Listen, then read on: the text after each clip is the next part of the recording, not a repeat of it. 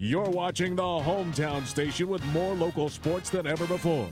Channel 32, KJEO Fresno, a Coca-Cola Broadcasting Company station.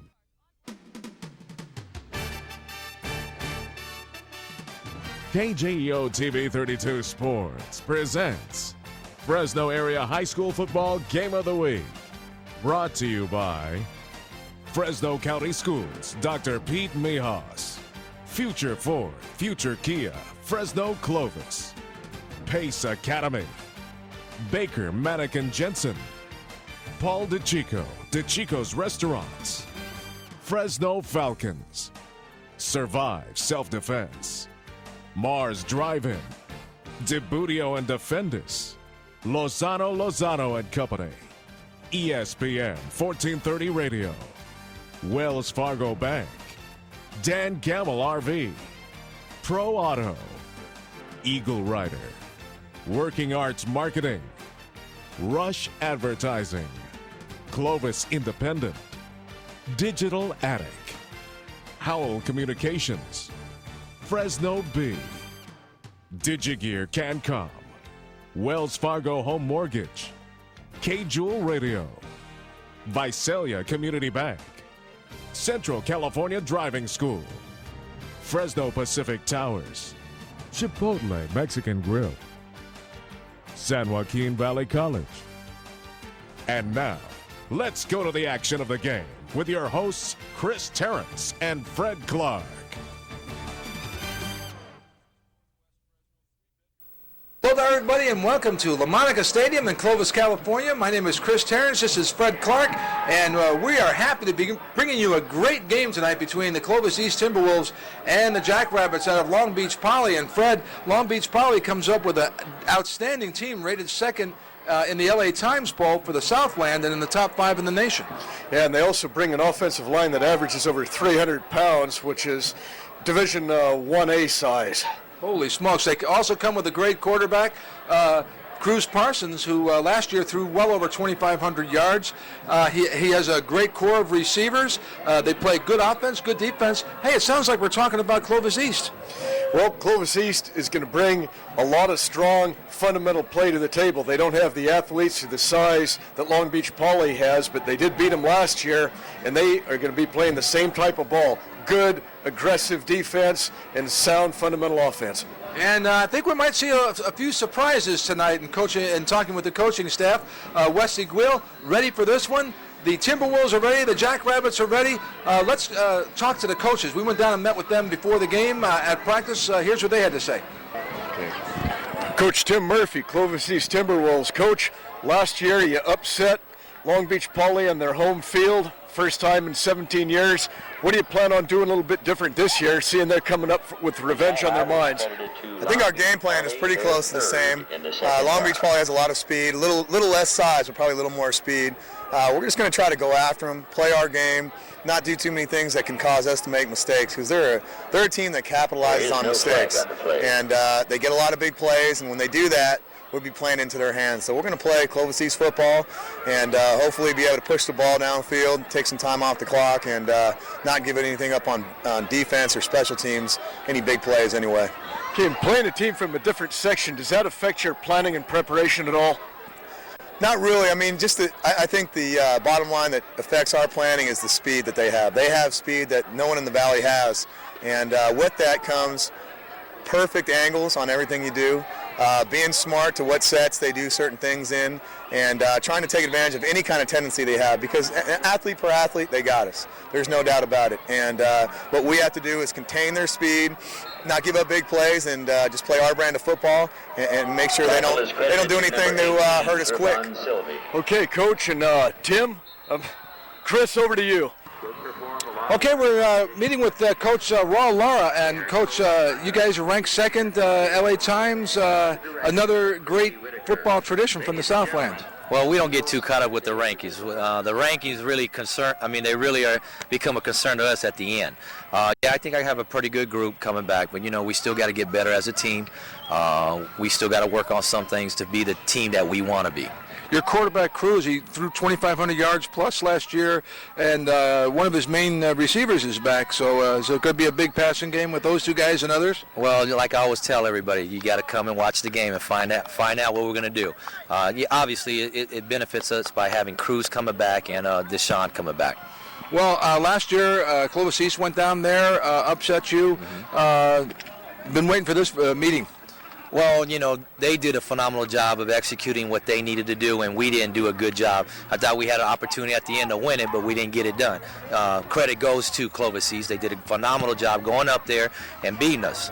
Now we're hoping that we can come down here and at least compete with them, and hopefully we can run out of here with a win. Well, it's great to have you in town, and wish you luck for a great season. Okay, thank you. Thanks a lot. All right, we're going to take a short break and come back with the kickoff right after this.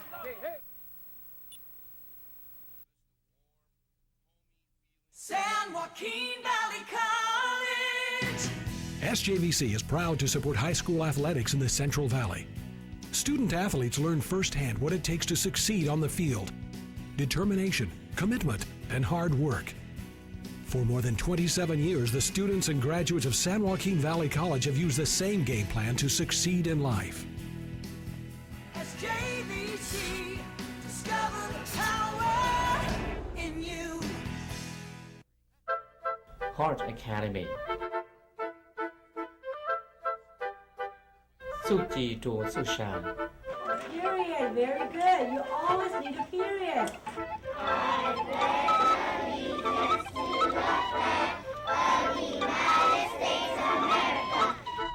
直到ตอดใส่ไม่โยกันดาโยจงเกรกคินิงกอร์ดสู่จงเกรยีจะเลโต้กับคาฮัตเช้าเจกันดา Heart Academy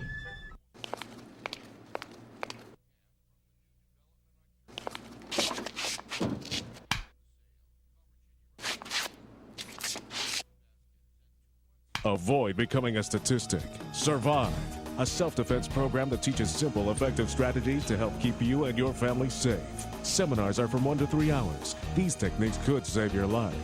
What would you do? Call Survive today and make one of your greatest fears a situation you're prepared to handle. Mom was having such a hard time taking care of Dad, and herself too. Now they're getting help through the National Family Caregiver Support Program with things like meals, cleaning, helping to make their home safe, and finding a companion for Dad to give Mom a break. To find help near you, call the Elder Care Locator at 1-800-677-1116 or visit eldercare.gov.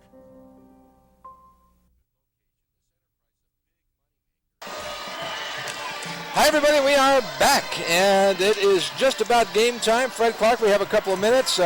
Long Beach Poly has just come onto the field. The Jackrabbits tonight will be dressed in white jerseys with gold helmets. They kind of look like a little bit like Notre Dame, don't they?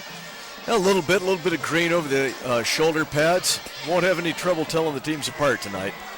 Clovis East, of course, is going to be dressed in the dark blue and with the white numbers. And boys, actually quite a few people have made the trip up from all the way from Long Beach to watch this game. And of course, the Clovis East side on this side of the stadium is packed. And boy, the spirit is high, just like it was last night. And here come the Timberwolves. There's Westy Grill, and leading the charge. And we'll have the meeting at midfield with the captains. Both teams coming out highly spirited, Fred, and ready to rock and roll. Yes, they are, Chris, and usually don't see teams fired up like both of these teams are right now. They are ready to go at it. And you know, and so it should be. I mean, after all, last year, this Clovis East team went down there, and as we talked about before, that was the first time in how many years that Long Beach Poly had not lost a home game? 17 years on their home field. 17 years they had not lost, and Clovis East went down there and beat them. And by the way, that's against all the big LA schools, modern day. They play all the schools down there. They're out of the Moore League down there, and the Moore League, let me look this up. In that league, you have Compton and Lakewood and Long Beach Cabrillo, Long Beach Wilson, Long Beach Milliken, and Long Beach Jordan. And last year, Long Beach Poly finished 11-3 overall. They won the Moore League with a 6-0 record. They went into the playoffs. They played 4 CIF games. The first 3 they beat St. John Bosco, then they beat Edison of Huntington Beach, and then they beat Mater Dei in the first 3 rounds. And then they lost to Loyola 21-17 for the Southern Section Championship. And of course, Clovis East won it all in the Valley last year. A tremendous season for the Timberwolves. And these two teams met last year, and let's hope they meet for many years to come. It's like the power from the South meets the power from the Valley. Yeah, and these are really good teams that have gotten off to a good start again. Long Beach Poly started last week with a 46-20 win over Cabrillo. Clovis West started 3 weeks ago, defeating Watsonville 42-0, and then last week beat West Bakersfield by a score of 27-6. Let's see if we can get a shot of the coin toss out at midfield as the players very cordial greeting. Look at that, the spirit is running high. We are ready for kickoff in just a few moments, and the crowd's getting pumped. The players are certainly pumped. And Chris, something you don't see from all the way from Long Beach, they brought their band with them. You usually very rarely see that in high school action. No, you don't. And we'll look forward to seeing them at halftime. The Clovis East Timberwolf marching band on the field before the game, showing some nice stuff, and played a beautiful national anthem. Wasn't that a great rendition? You don't get a better one from a high school band than what we saw here tonight, Chris. All right, looks like Long Beach Poly has won the toss. They're going to receive. Let me tell you a little bit about the referees tonight. That's Greg Lemon down there. He's in the white hat. He's the referee. The umpire is Frank Kirby. The line judge is Randy Wright. I believe Randy was here last night, wasn't he? And head linesman is Cody Wilson, and the back judge is Harvey Taylor. All right. And look at that. Both teams on the field before the game wishing each other luck. That's pretty rare to see that. Yeah, we didn't see that out at the City College. College. That is awesome. We didn't see that at the City College San Francisco game today. No, that was a tough game, wasn't it? That was a head knocker. San Francisco came in and beats the City College Rams by a score of 26-16. City made a good run of it in the end, but that San Francisco team looked good. They had a lot of City looked good too, but San Francisco had a lot of power, outstanding quarterback, good defensive backfield, and probably best of all, their defensive line was pretty tough. Well, and their defensive backfield, that was a complete football team. There's going to be a lot of those young men playing at the Division 1A level next season. Okay, both teams getting their last set of instructions, and the crowd is ready for what is going to be hopefully a tremendous night of football. And you know, Fred, this is really a good crowd considering the Fresno State Bulldogs are home tonight, home against Portland State. Yeah, and they have a sellout crowd over at Bulldog Stadium, and a lot of people are watching that fight between Hopkins and De La Hoya tonight also. And you have Hopkins, and I have De La Hoya. That is correct, sir. And I would not put any money on that, but I just think that De La Hoya has a way of answering the bell when it's a really big fight like this, and he says it's the biggest fight of his life. All right, ball is being teed up. Answering the bell is a good boxing analogy, Chris, and I respectfully disagree with you. All right, buddy. There's Westy Gwill. Westy does so many things for the Timberwolves. And we saw him down here last night, along with Frank Padilla and also Darrell Oliver. And, boy, they were excited last night about tonight. They're ready. They are ready to go. All right.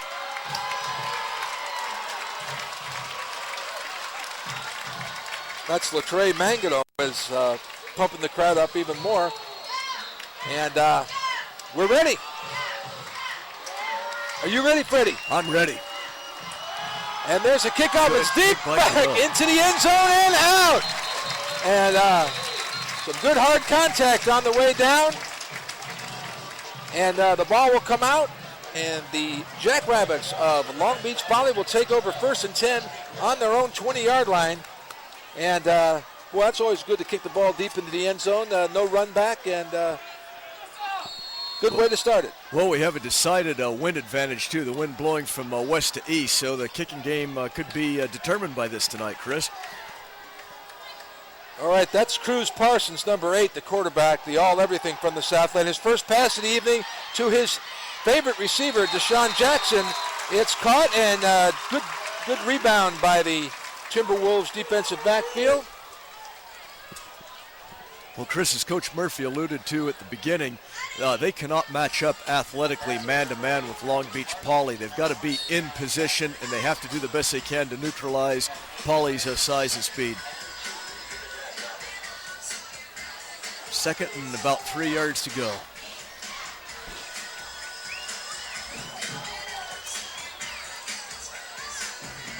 Okay, Parsons over center. We have a flag on the play. A bullet pass out to Jackson, who makes the catch and does some nice maneuvering. And if he can get outside, it is going to be trouble.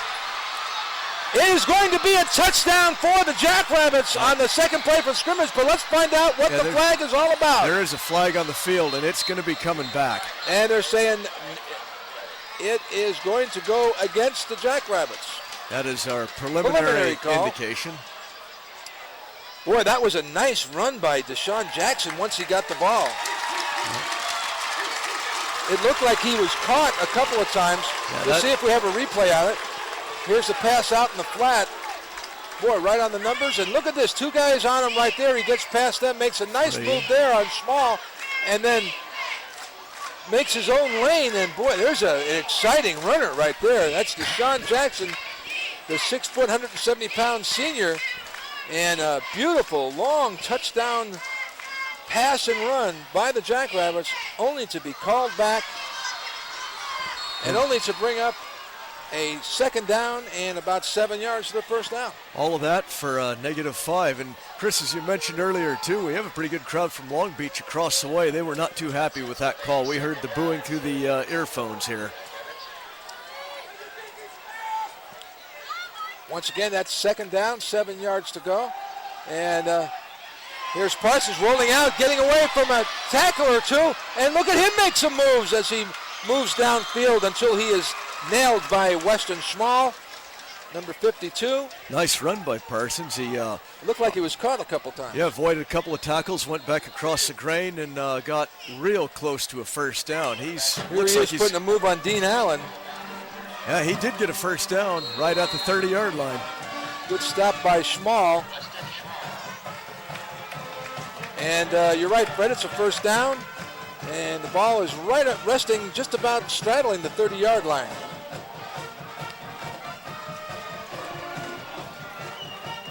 Some good-sized players on that offensive line of the Jackrabbits of Long Beach. All right, here's Parsons.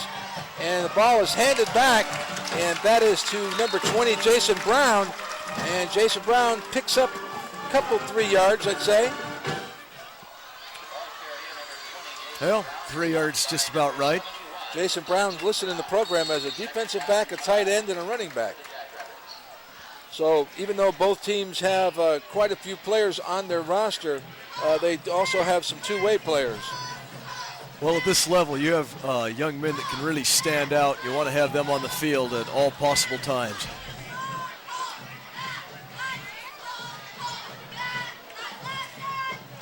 Once again, Parsons out in the flat. This time it's complete to Donovan Warren. And some nice defense there by number 41 of the Timberwolves, and that's Armando Vasquez. And this is what Long Beach Poly would like to do all night long, is just to isolate their speed men on one-on-one situations and force the Timberwolves to try and make open field tackles. Cruz Parsons already 3 for 3 in his passes. Young man passed for well over 2,500 yards. Don't have the exact number, but well over 2,500 yards last year. All right, here's a pitch back. And this is number 30, Monathan Holden, and Monty Holden dances his way out across midfield, past the first down marker, and into Timberwolf territory at about the 43.5-yard line, where they will take over 1st and 10, the Jackrabbits. The Jackrabbits offensive line did a heck of a job of just blowing a hole there wide open to the Clovis East line. They got off the ball. John Manzanera is also in on the play for the Timberwolves. Okay, here's Cruz Parsons back. He's throwing to, the pass was out to Terrence Austin. Looks like it got away from him a little bit. He did have some time, maybe hurried his throw a little bit there, Chris. He really whips that ball out there, didn't he? Yes, he does. Oh, the Jackrabbits have got so much talent and speed on that side of the ball. The Timberwolves cannot afford to let them get into a sink. Well, they're into a sink right now. They need to put a stop to it, make a few big plays. There's 9 minutes and 20 seconds to go in the first quarter. It's 0-0 tie at this point. This is the first possession of the game. If you just joined us, this is Cruz Parsons. And this is a handoff up the middle. And there goes, notice that line and backfield come together for the Timberwolves. And they stop, I believe that was Jason Brown once again. Ball resting right at the 40-yard line, 3rd and 6 situation.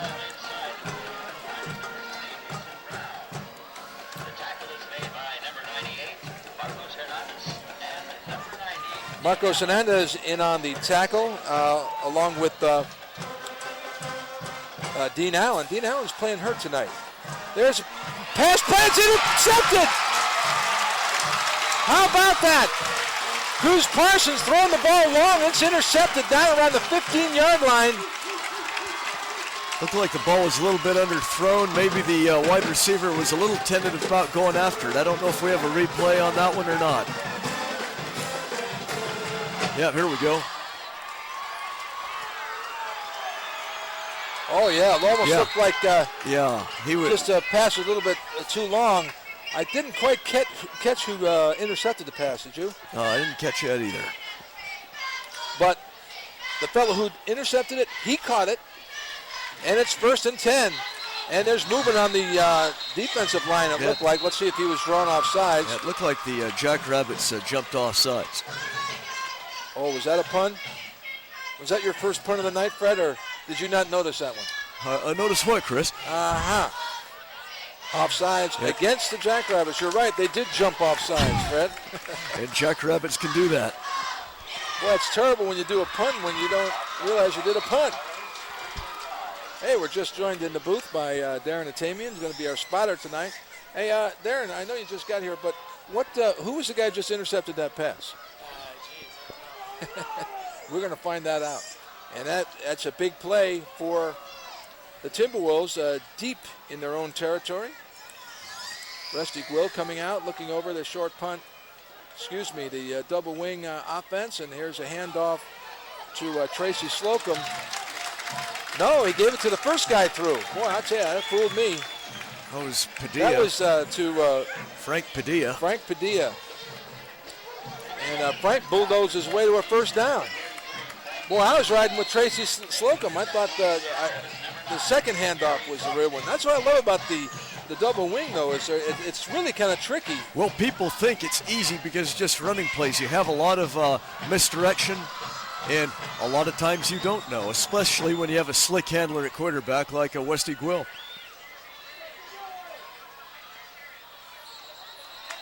Yep. Number 20 is pulled off sides, and that is Jason Brown.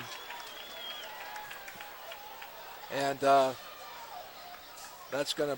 think that's going to bring up, would make it a 2nd and 5. Offside, says Greg Lemon. And that's going to be a first down and 5 yards to go for the Timberwolves. You got to like that. Good way to start a series. Well, this is the second time the T-Wolves have had the ball 1st and 5. That makes the drives a lot easier when you only have 5 yards to go.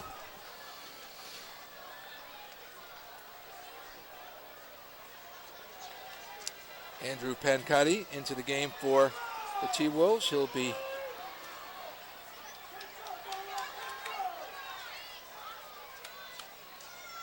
hand off to Slocum. Slocum breaks to the outside and picks up about 20 yards on the play. It'll be another first down.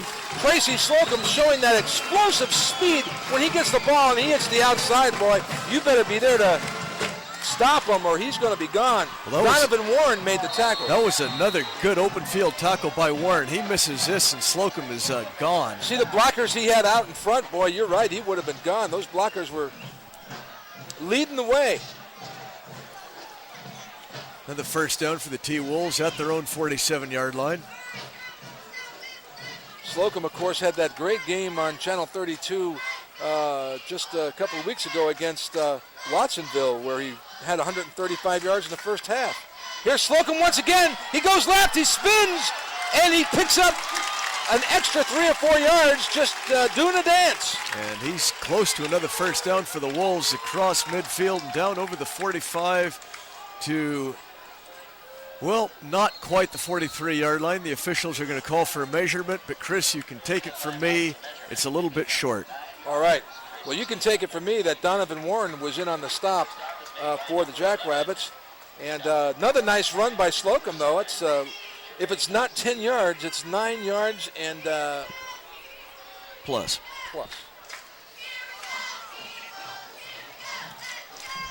And you're right, Fred, it is short. I don't know why they didn't ask you that. I would have told them. Yeah, I know. That's what I'm saying. That's the problem with these officials I some know. of the They time. don't have a direct line into our booth. We would help them. Maybe we can hook them up. Yeah, we'll talk to Greg Lemon after the game. You know, one would think, though, when the ball's at the 44 and the markers are on this other side at the 43, that that's a clue. Yeah, that's a clue. It's a little bit short. Maybe Greg needed a breakdown there. No. Sometimes, you never know what kind of a spot you're going to get or... Yeah, but you're right about that one. That one does look like it. But, teams can call for it, too. All right. Westy Quill. He's got Padilla right behind him, and it looks like he fakes to Slocum, and Will in trouble, and look him get out of the trouble. Great run by Westy Quill. Matt, he should have been thrown for a loss on that play, and that just shows you just one of the many things that Westy can do to help a football team. That easily could have been a loss. It easily could have been a loss. He turned it into a first down, but boy, he tasted some leather Look at at the those end of this lateral play. moves. Watch this hit at the end. He got nailed. Watch this hit coming in. Whoa. Well, I think he just got under it. Right over the top of him. Yeah, it's like, one of the, when you ever go body surfing, the wave, you duck under the wave just before it nails you. Of course, then you get up and you turn around and wham, there's another one right in your face. I'll keep that in mind. Don't you body surf? No. Okay, well, that might be something you want to look into. All right. Quill, this time hands to Slocum. This time. Wrestled down for a yard loss. Yes, that was number 58. That was Marcio Duran. And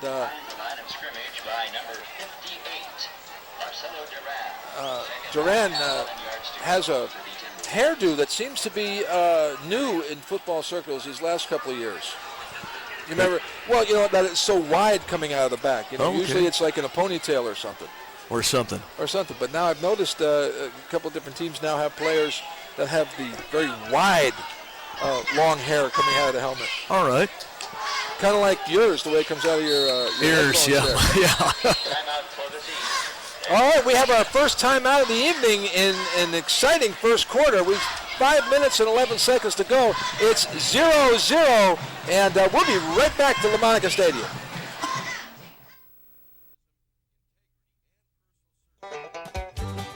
The world's largest showplace for recreational vehicles of every kind is located in Fresno. Dan Gammel's Camp America may soon be found in the Guinness Book of World Records as the largest indoor showroom for outdoor fun, featuring hundreds of recreational vehicles, fishing boats, party and ski boats, RV and boating accessories, motorcycles, all-terrain vehicles, camping and fishing gear. Camp America's exclusive 99-cent Gammel gas guarantee plus 0% financing makes shopping even easier.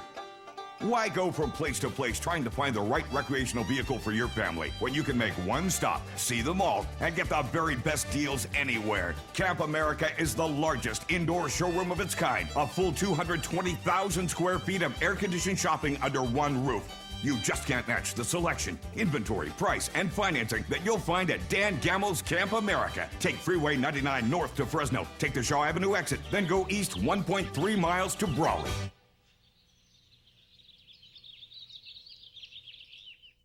Before the band and I discovered DiscountTVSpots.com, it was really hard.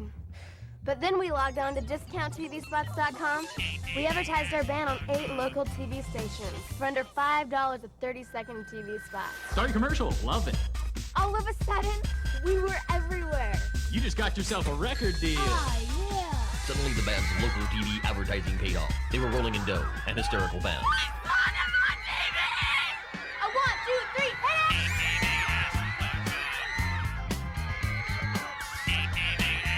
I love your commercial!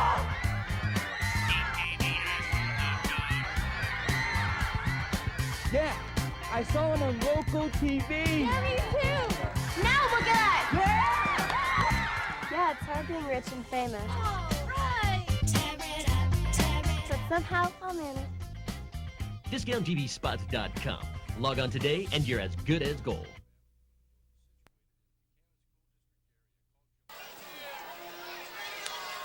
Hi, everybody. We are back, and there are the Timberwolves meeting with Coach Murphy. And we are at LaMonica Stadium. We have 5 minutes and 11 seconds to go in the first period. It's a 0-0 tie. Both teams showing some offensive might tonight, Fred Clark, and both teams showing some good defense. And I'm real impressed with the speed that Long Beach Poly has on both sides of the ball. All right, East in their double wing. Here's Slocum in motion. Slocum takes the handoff. He goes around the right end, and boy, that D tightened up over there real quick. That was once again Jason Brown. Brown, the running back for the Jackrabbits, but also he's been in on 3 or 4 defensive plays already. Yes, he has, and he gets up to the line real quick and plugs the gap. 6 foot 2 inch, 205-pound senior. T-Wolves have a 3rd and 12 now at the Jackrabbit 40-yard line.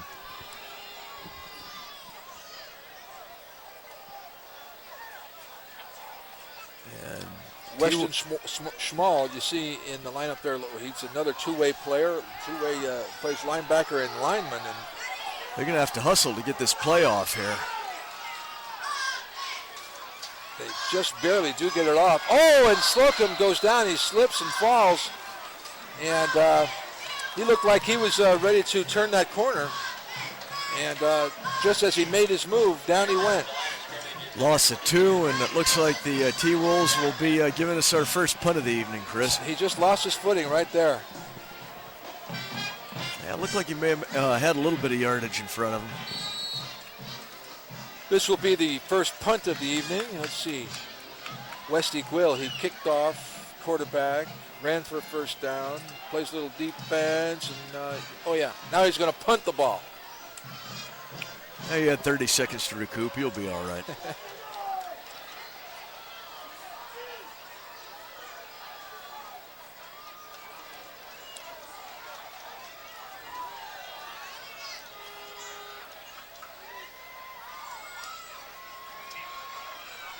So I got high kick. It's taken inside the 15-yard line, and look at the coverage. And we have a flag down, which would indicate some type of illegal block. Well, you know what? Notice all the blue jerseys getting downfield the way they did. Excellent special teams play by the Timberwolves. And you're right, Fred. Call is going to go against the Jackrabbits, and this is going to put them back probably half the distance to the goal line, I would imagine around the 10-yard line. Well, 9 out of 10 times when the officials throw a flag like that in a pile-up on any return, it's usually an illegal block. Ball is going back to the around the 7-yard line, where it'll be 1st and 10 for the Jackrabbits of Long Beach Poly.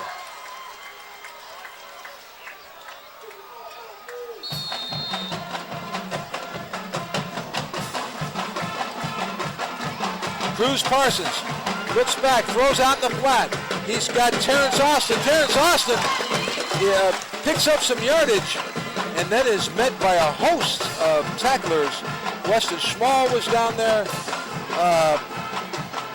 Andrew Pancotti was there, as he usually is. Almost to the 15-yard line. Bring up the second, about 3 yards to go for the Jackrabbits. We're still in the first period. It's 2 minutes and 40 seconds to go. It's a scoreless tie, and we're seeing some great football tonight.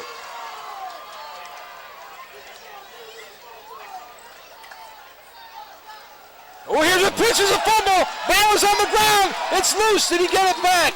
I believe it was to Jason Brown. He did recover the fumble. That's going to put him in third and about 9 yards to go. Yeah, the ball was pitched behind him. And that's Troy Guthrie back there, and ball is loose, and boy, that was close. He did a good job retaining possession of that. Look at Mike Bourne get in there and fight for that loose ball. So it brings up a third down, about 9 to go for the first down.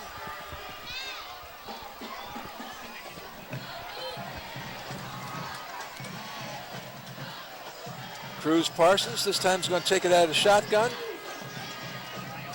And he is back to throw. He's looking for the move. He doesn't see it. He's got to make his own, and he does. And oh! My goodness is right. He was nailed by number 22. That's young Mr. Tracy Slocum.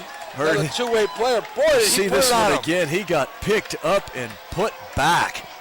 It looked like he was going to do what he did before and pick up another first down. And watch Slocum come up from his defensive position in the backfield, and he's keying on him right now. And here's the hit. And he went, oh, man. How did he not fumble that ball? And how about that, Tracy Slocum? The Jackrabbits are lined up to punt.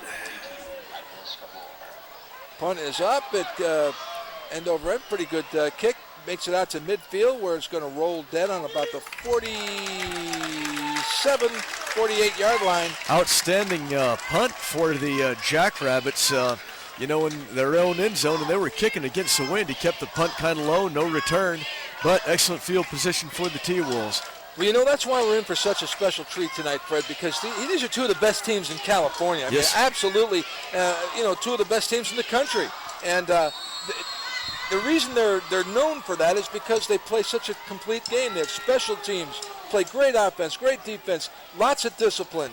It's just a pleasure to watch. This is the way the game is supposed to be played. Yes, it is. All right, we got a first down, and like I said, the ball's on about the 48-yard line, and looks like Polly jumped again. The pitch was going to be back to Slocum. Now let's see if they were drawn offside or if it was offsides. The refs are going to talk it over. Here comes Greg Lemon. He's going to tell us all about it. He's going to say, well, fellas, here's what it was. It was offsides on the defense. And we're going to have another one of those situations where it's first down and 5 for the Timberwolves. That's the third time tonight they've had that. And we're not even out of the first quarter yet. That's right. We've got 50 seconds to go.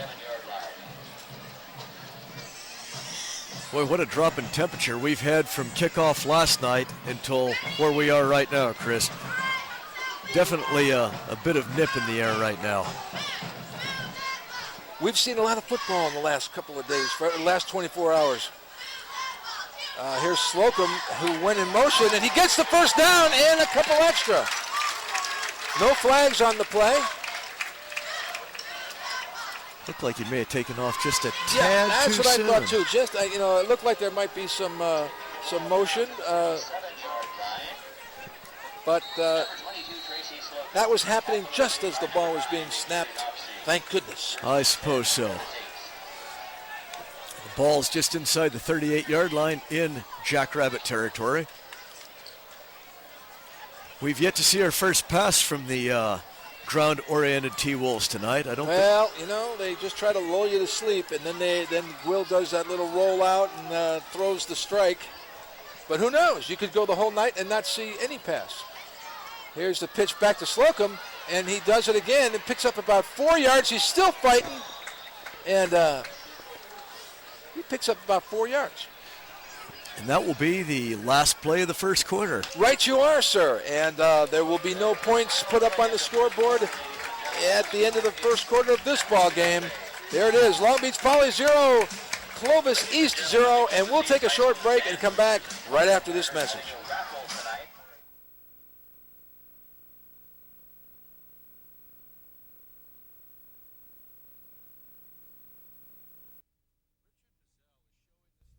Hey, amigo. Hey, I asked you for whole wheat bread. El Guido. Sorry for the confusion. You know, that's the problem with these people. If you want to serve Americans, you got to learn to speak the language. You know what I'm saying? No, sir. I don't. Imagine the power of one voice. Click freedomcenter.org to find yours. Here's the coolest special of the season. A piping hot, large, handmade pizza for only $10.99. DeChico's has been serving and delivering real Italian food since 1956. Get a real pizza for just $10.99. DeChico's. Live your dream. Hit the road on a Harley without mortgaging your house. Rent a Harley-Davidson from Eagle Rider in Clovis. Eagle Rider also rents ATVs, dirt bikes, personal watercraft, and snowmobiles. You'll find Eagle Rider locations worldwide, including San Jose and now in Fresno. Hit the road, hit the dirt, hit the water, hit the snow in a power machine from Eagle Rider. Eagle Rider, 2686 North Clovis Avenue between Clinton and Shields near the airport. I'm a team player. A team of more than 5 million people learn CPR every year. I'm a team player. CPR has proven to save lives. Make the effort. Learn CPR. I'm a team player. Contact the American Heart Association at 435-5246. I'm a team player. Are you? Brought to you by the law firm of Baker, Manick & Jensen, providing experts, teamwork, and solutions. Enjoy a real pizza for just $10.99. DeChico's has been making pizzas the old world way since 1956. Get a 3-topping large pizza for $10.99. Eat it here, take it home, or let us deliver it. Come to DeChico's. Hi, everybody, and welcome back to LaMonica Stadium. The score is 0-0 between Long Beach Poly and Clovis East. And we're just starting the second quarter. In case you're just joining us, we've had a terrific first quarter, no scoring, but some excellent hard-nosed football. Well, I didn't expect this to be a real shootout. I thought it was going to be a tough defensive game, and I think that's what we're going to have. I think the winner will have less than 21 points. Westy Grow. Who has it? Padilla. That was Padilla, and man, it was any one of 3 different people that could have had that ball. That happens really quick, doesn't it? It happens a lot when we watch T-Wolves play. You know, I want to take a second here and send a big thank you for saving our butt, to tell you the truth, is old Dean Hargrove. And Dean Hargrove, you may hear him in the background. He's the guy doing the announcing here at the stadium. And in the program, we did not have numbers for the Long Beach Poly Jackrabbits. Jackrabbits? Jackrabbits. And holy smokes, about 5 minutes before the game, we're writing the numbers down and hoping that they're right. But here's Will. Oh, fumble. Bale's on the ground, and it's recovered by Long Beach. Little mix-up in the backfield.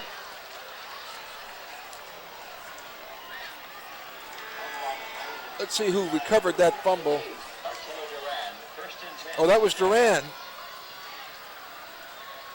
Marcio Duran, number 58. Watch him. He pounces on the ball right here. And Poly gets the first turnover of the ball game. We did have one. I'm sorry? One on each for each team now. I think East intercepted a pass early in the game. Oh, that's correct. Absolutely. Well, good field position for the Jackrabbits at their own 35-yard line. There's Coach Lara. That's Raul Lara of Long Beach. Here's a pass out in the flat once again to Terrence Austin. And look at the hit administered there by Andrew Pencotti. Andrew. Austin did a good job holding on to the ball. He got smacked pretty good when he was going down. He sure did. Watch the replay on this one, folks.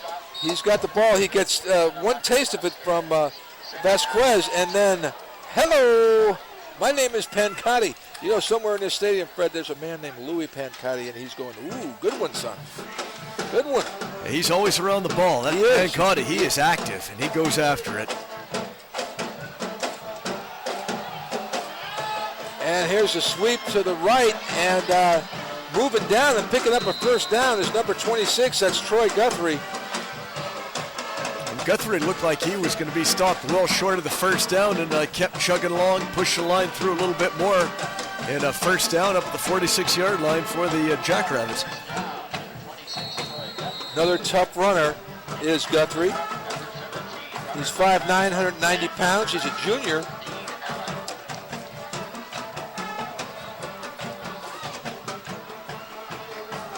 Okay, Cruz Parsons over center. This time the pitch is back, and that's Guthrie once again, fighting off a couple of tacklers. But you can't do that too much against Clovis East. It'll come up. It'll catch up with you. Well, he got about 8 yards there over midfield and down to about the 46-yard line of Clovis East.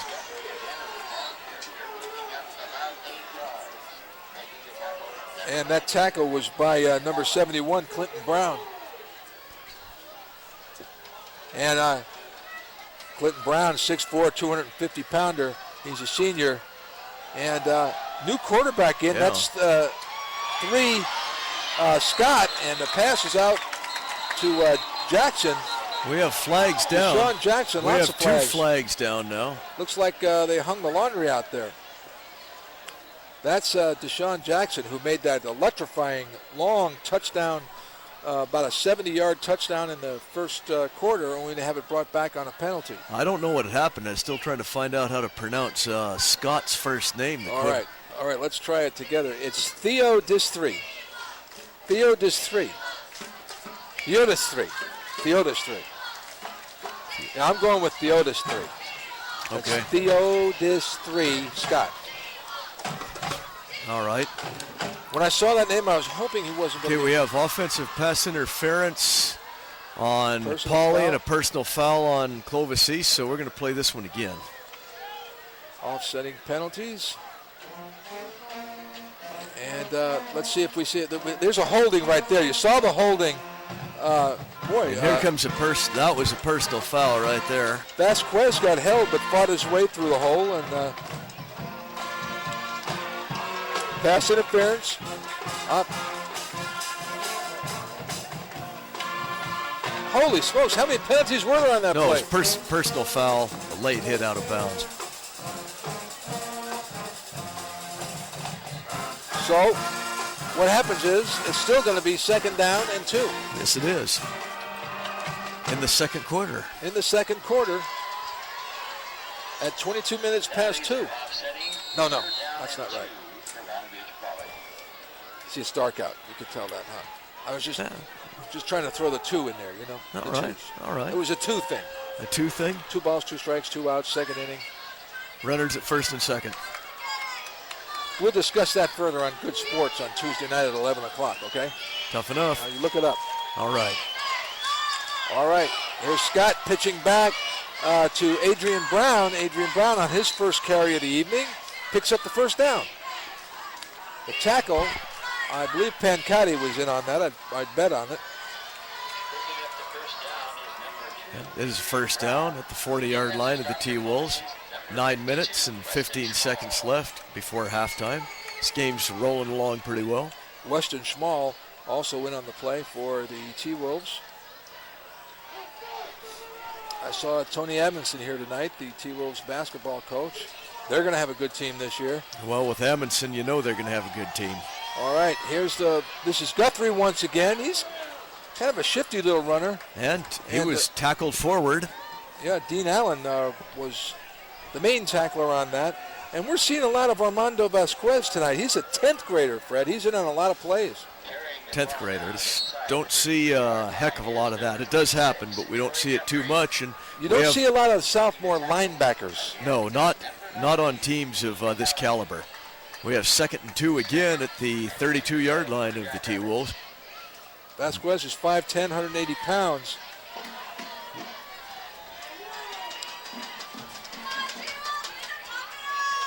All right, here's Scott. I wonder what's up with Cruz Parsons. And Scott rolling to his left. He throws complete. I believe that was complete to Terrence Austin.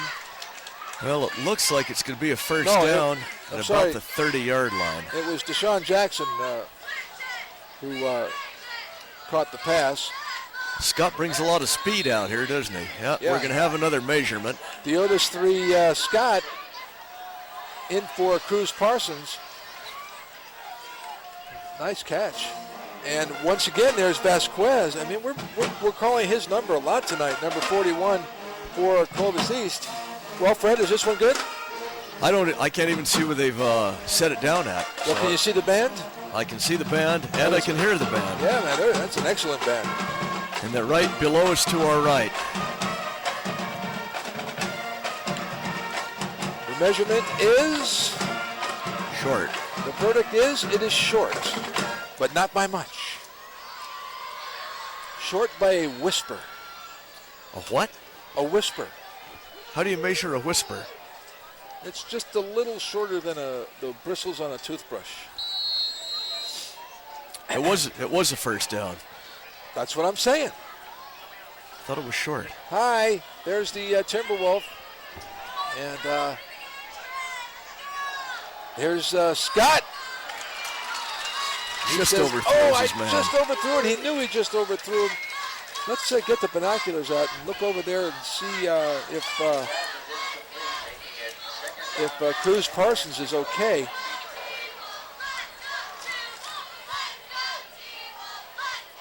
Just out of the reach.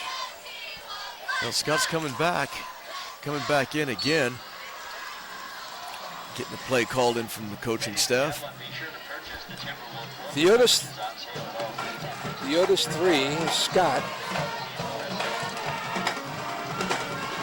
Other senior quarterback.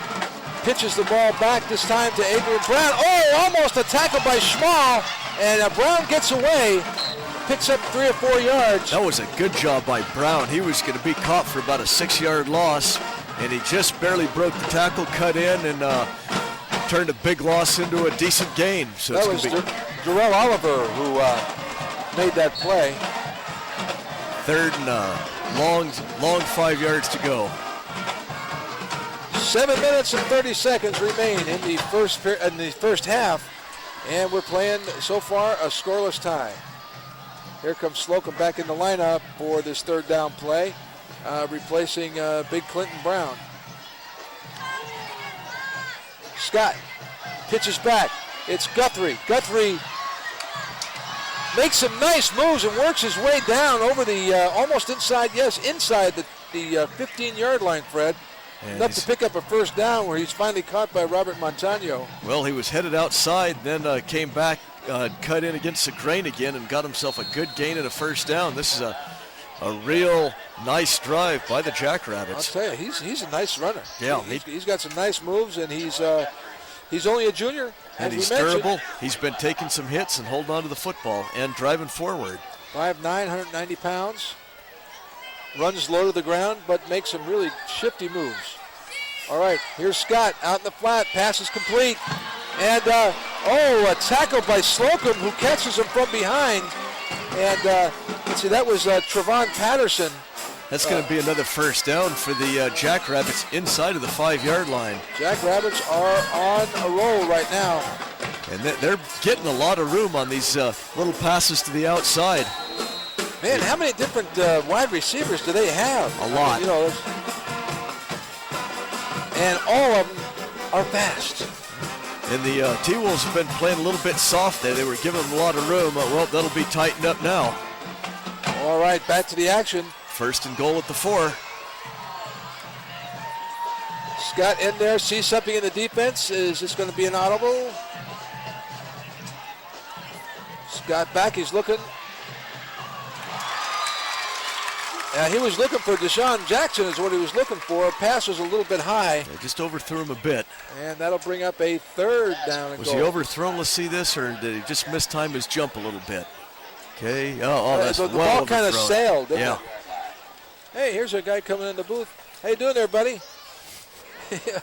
I assume someone is holding him up. Yeah, he's being held up.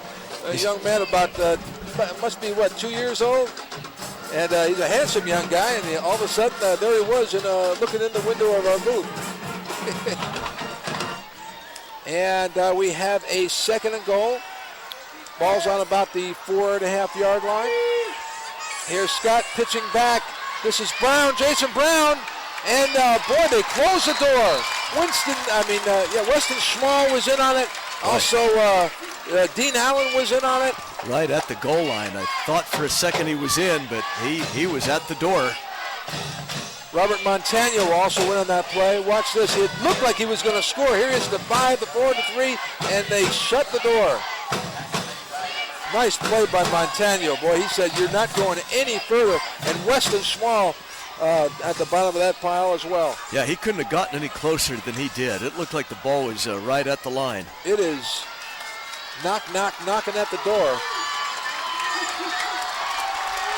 It's a 3rd down. Here's Scott. Handoff. Oh no! Small says, out of here. No, that's Tracy Slocum. That's Pancotti. Yeah, How about that? Well, you know, down this close, you've got to go up and over. You know, sometimes they can open a hole, but your best bet is to go up and over, and all you can do is hope. He did go up, but he did not go over. Look at Pancotti. Pancotti was up there waiting for him. Pancotti anticipated what he did. What a great defensive play. And he got some help from his friends as well. But they lost about 6 inches on that. Okay, 4th and goal. Andrew Pancotti. And here it is, 4th and goal at the goal line. It's a pitch back. And it is, they stopped him! They stopped him! The crowd goes wild! The crowd goes wild! First down in 99 for the T-Wolves! What a goal line stand by the T-Wolves. Let's see this again if we can. Jason Brown had no place to go. Awesome play by the T-Wolves. It looked like he was going in. It did. Kind of looked like that play last year with Bullard and Clovis West. It was in the same exact spot, remember? I think it was about 4 inches over. Here we go again. And Guthrie putting his head down, and the whole line just, look at that, the whole movement of all those players going that way. Some of them don't want to go that way. Look at that. Yeah, what a stand. That was awesome. Defense by the T-Wolves of Clovis East. And here's a first down. Was there a face mask in there? It looked like a face mask. Will's head really went down fast, but I don't see any... no, there's no flags down there. No flags. But he did bust it out a couple of yards. Yeah, got a little bit of breathing room. Out to about the 4.5-yard line. I cannot remember when I have seen a goal line stand of that magnitude in high school football. That was great. They had inches to go.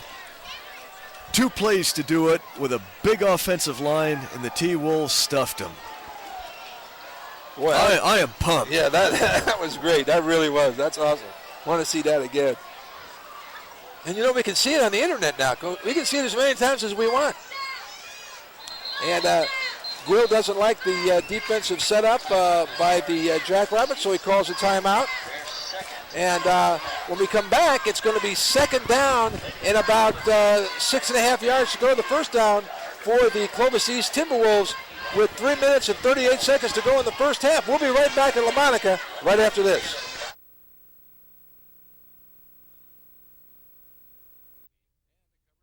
Tiger Woods joining us on ESPN Radio. What's your handicap? I don't know. What's your handicap? I'm an 8. I'll give you 4 aside. I'm a scratch. No. You would have to give me... No. 4-4. You and I could have a game. I say we go play. How much money? Whatever makes you nervous. All these conferences realigning, it's all about football. Yeah. That's why every coach at Fresno State should give 10% of their fundraising budget to football. Whether it's national or local sports, your Central Valley sports leader is the Big Dog, ESPN 1430. Do you remember Mars Drive-In at Palm and Belmont Avenue in Fresno, home of the famous Ranch Burger? Perhaps your parents or one of their friends met there many years ago. It's back! That's right, the new Mars Drive-In is now open at the northwest corner of Shaw at West. Stop by and enjoy a trip back to memory lane with our famous deluxe ranch burgers, homemade fries, real ice cream milkshakes, and so much more. The new Mars Drive-In on Shaw at West in Fresno. Attention, parents, grandparents, and football fans. If you'd like a VHS or DVD copy of this game, simply call the Digital Attic, 324-9341. Orders may also be placed at www.digitalattic.com. Enjoy for years the excitement of high school football, brought to you by KJEO Channel 32. Order your DVD or VHS tape by calling the Digital Attic, 324-9341, or go to their website, digitalattic.com.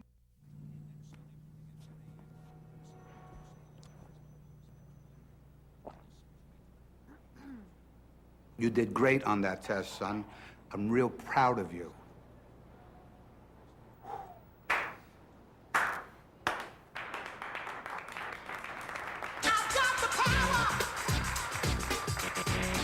Encourage them.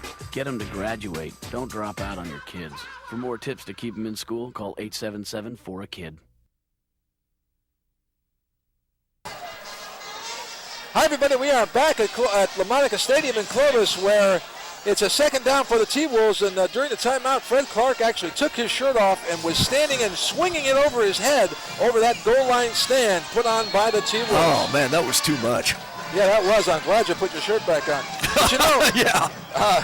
Here's Wesley Quill, and the hands up, and that is that Pitt? No, that's Slocum. He's to the 40, the 35, the 30, look at him go. Oh, he's down to the 10. He shakes it off. Touchdown! Unbelievable! 97 yards. 97 yards. Touchdown run. No flags. Holy smokes. Oh, this crowd is electrified. It looked like he was going to get bought down about the 8-yard line, and he broke free, went into the end zone, and the T-Wolves have a 6-0 lead. What a turn of events. Oh, unbelievable. Fantastic. After that goal line stand, two incredible plays right at the front door of the end zone. The T-Wolves hold. They get the ball back. A couple plays later, here comes Tracy Slocum, 97 yards. Eric Roberts holds. We got a flag. We'll see what that is on the extra point. That's Jake Henry, I believe, is kicking the extra points tonight. Here it is again. Look at Slocum, comes right through the line and breaks free. And it was a foot race, and he's incredibly fast. But look how fast these defenders are. And the guy, 33, tried to hit the ball, and Slocum, that was Vincent Joseph, the cornerback. Here's a point is up. Is that going to make it? No, that missed. That's off to the left. No, it isn't. No, it isn't. It was a Texas League extra point, straight up and straight down.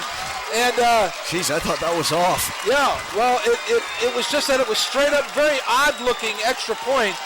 But it counts. It's 7-0 in favor of the T-Wolves. And we'll take a break. And let's watch the replay before we take a break on the extra point. And, oh no, here's the play by Slocum. Watch Slocum. He follows Will. He breaks through. Will gave him a block there. And off he goes. We're at the races. Look at all the Jackrabbits chasing him. Now watch, if he would have went for the tackle instead of the ball, he would have been able to bring him down. Absolutely. And look at the strength of Tracy Slocum. Keeping his balance. And he dives in like he's going in a swimming pool, man. That was just an incredible 2 minutes of football. Let's take a break. We'll come back with more right after this.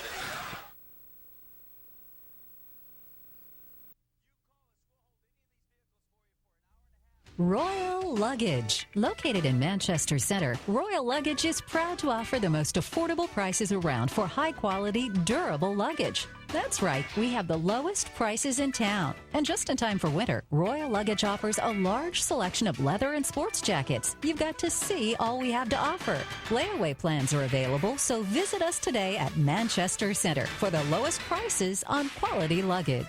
Royal Luggage, located in Manchester Center. Everyone knows the best meals are home cooked by mom. That's what Ama's Mexican Cafe is named for. Ama's welcomes you to try authentic Mexican cuisine created with the freshest ingredients. Ama's encourages requests and will custom make any dish to order. Empanadas, gorditas, fideo, and more. So come home to Ama's Mexican Cafe for catering and banquet facilities. Located in Ashland Park at Cedar and Ashland. Ama's Mexican Cafe. Crossroads Christian School is an interdenominational school which is committed to providing a positive, nurturing atmosphere where students can reach their full potential. Small, intimate class size combined with a Christ-centered curriculum ensures a solid and vigorous learning experience. Our goal is to produce students who have a love of learning, are sound in their faith, and have a vision of God's call on their life to be used for His glory. Crossroads Christian School. training students, building the future.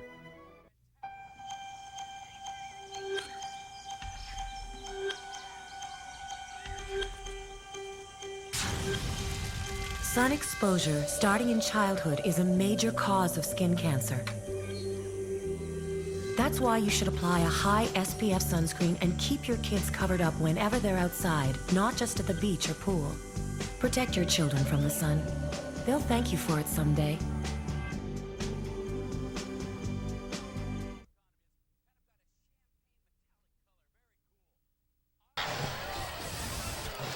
Hi, everybody. We're back. There you see some of the Clovis East fans, and they were just given a huge treat, Freddie.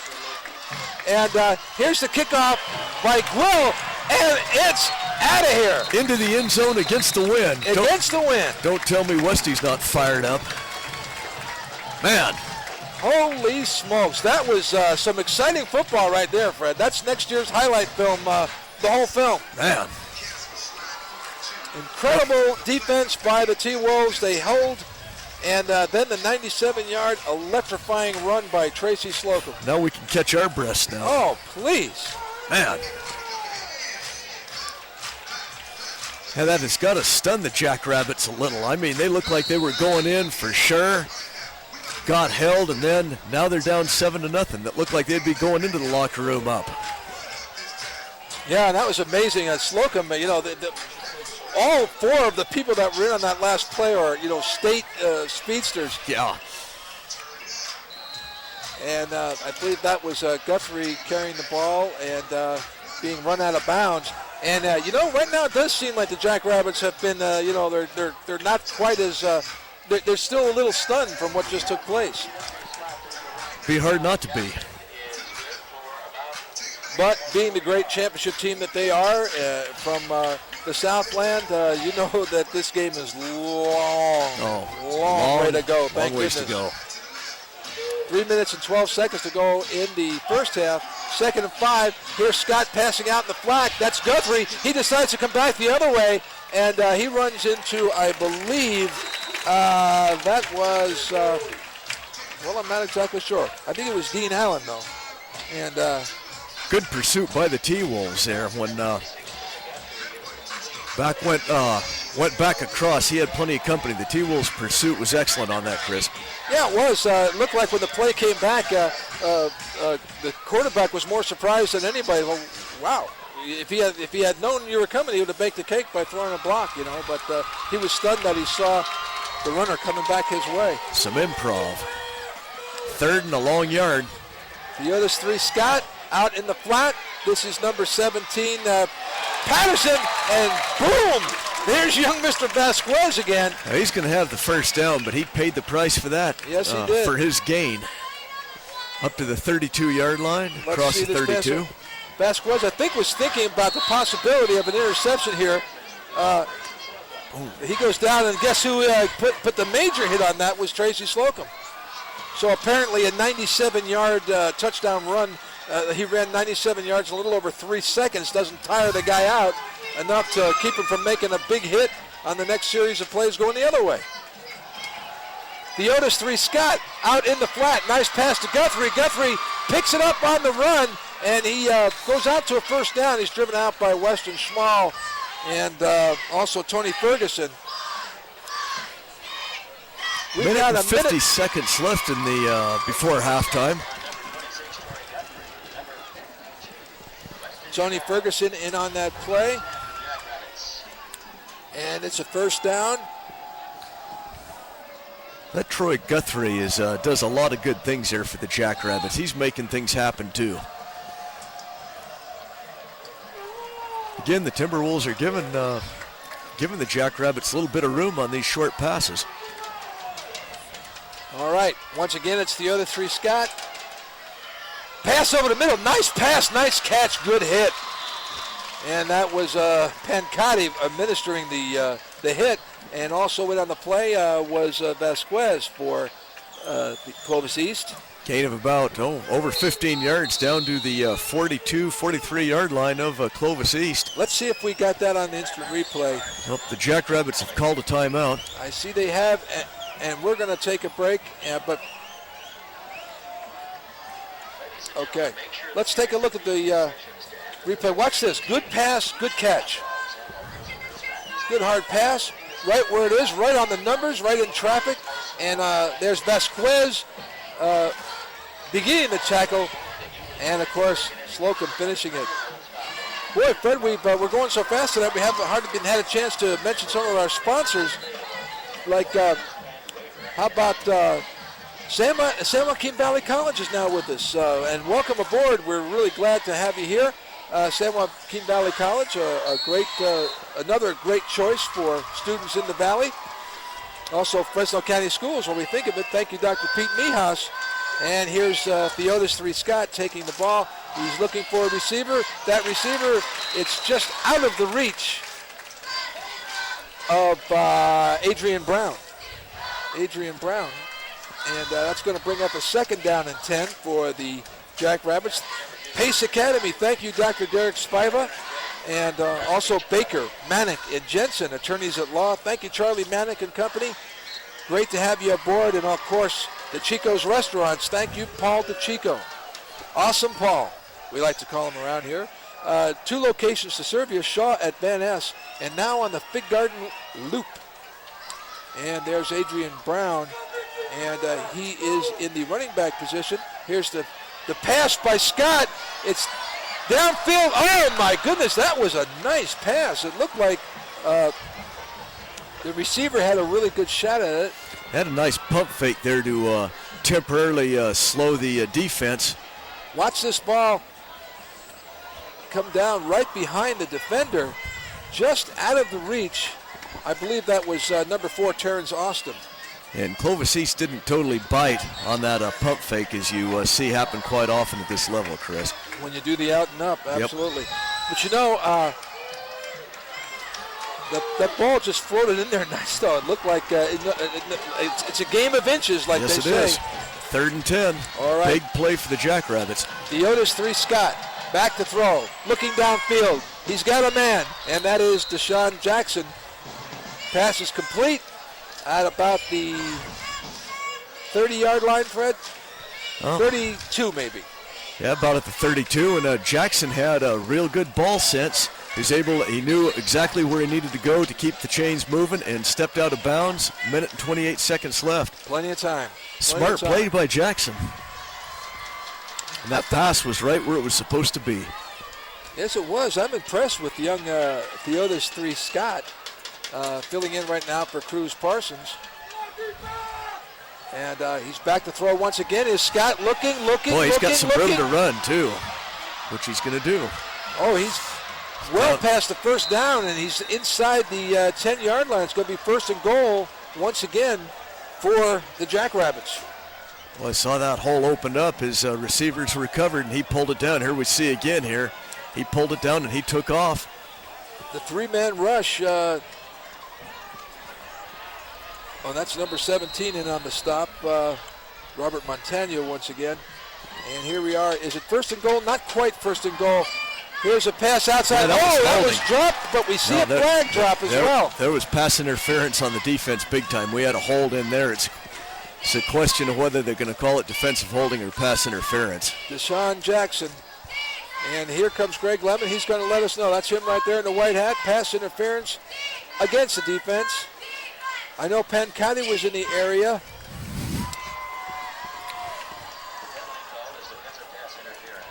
Boy, got to hand it to the Jackrabbits after that demoralizing chain of events to be able to. It's been a good drive, yeah. Yeah, come down the field like this.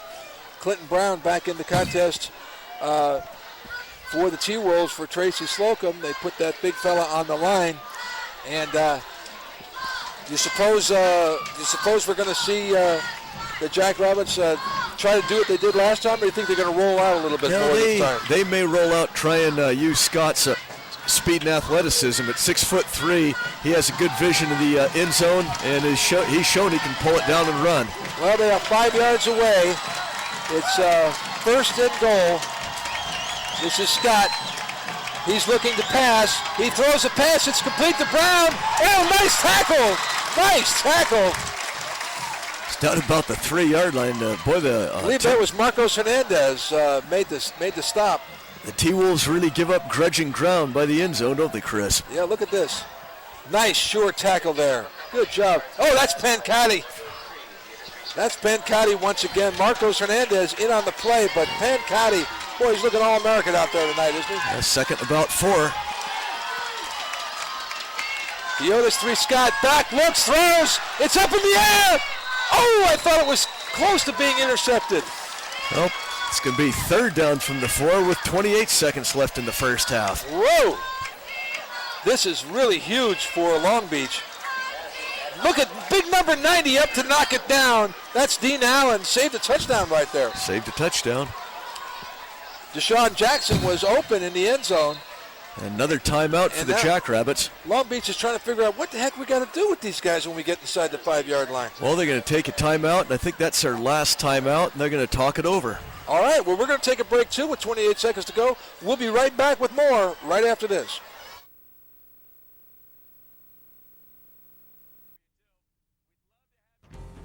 My mom works with an awesome boss. With BossValleyComputer.net has become one of the best computer stores in the area. My dad works for a great boss. He helped make Pacific ISP the best internet source in the valley. BOSS stands for Business Operations Service Solutions, and they can give your business the winning edge too. The Boss is a free program that helps your business be a success by solving all your operation needs. Call the Boss at 334-BOSS. That's 334-2677. Go Boss! Imagine a day at the coast, the sound of the surf, the feel of the salt air on your skin, the seagulls flying over the harbor, and the fishing boats gently rocking against the dock. Imagine dining on a delicious meal of the freshest fish and savory chowders. Now, imagine that coastal experience right here in Fresno. Tower Bay Fish Company. Fresh fish in the heart of the Tower District. Alltech Automotive is not just another shop in town. Hi, I'm Nick Ferry of Alltech Automotive. I was raised in the Fresno-Clovis area, and I am dedicated to serving the people of our community. Alltech is a well-equipped automotive shop with a friendly and highly trained professional staff. Our goal is to develop a partnership with our customers to keep their vehicles safe and dependable. Trusting a repair facility is no small matter. We do everything we can to build and earn that trust every day at Alltech Automotive. We are the one-stop service shop for all your vehicle's needs. I'm your typical teenager, always on the run, going to class and practice, keeping up with it all. I'm your typical teenager, trying to do what's right, trying to get along with my parents. I'm a typical teenager, right? So why do I feel so bad? Do you feel like you just can't handle it all? You're not alone. Call the Girls in Boys Town National Hotline at 1-800-448-3000. We'll listen and we can help.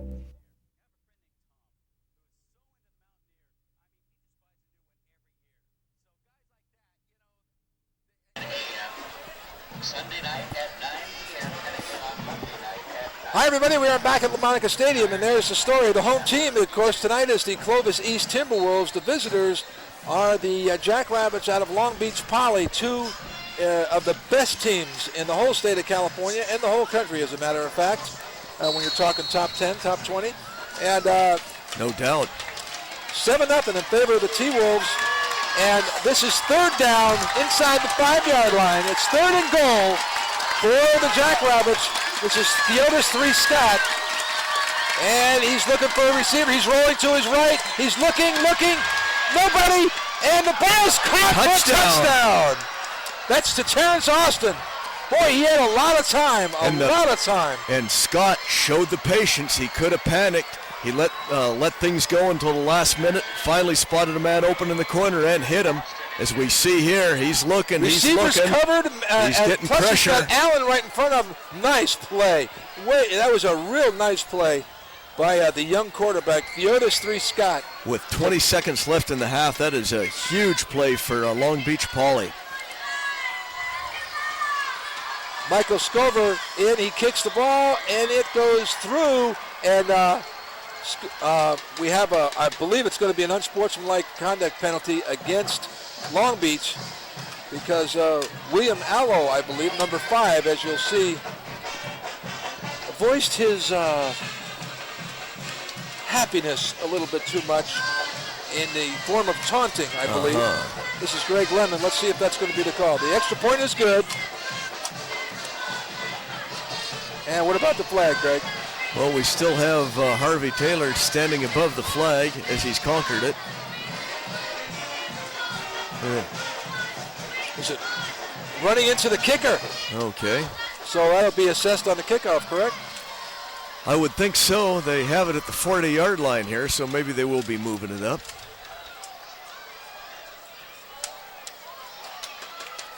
Well, William Allo was pointing and taunting, and I guess that came after. I guess so. We have 20 seconds left in the first half, and 7-7 tie. And halftime tonight, we're going to be talking with, I think we got some hamburgers coming from the Mars Drive-In. Yes, sir. And also Tyrone Bradley's coming up for a visit. And also Mr.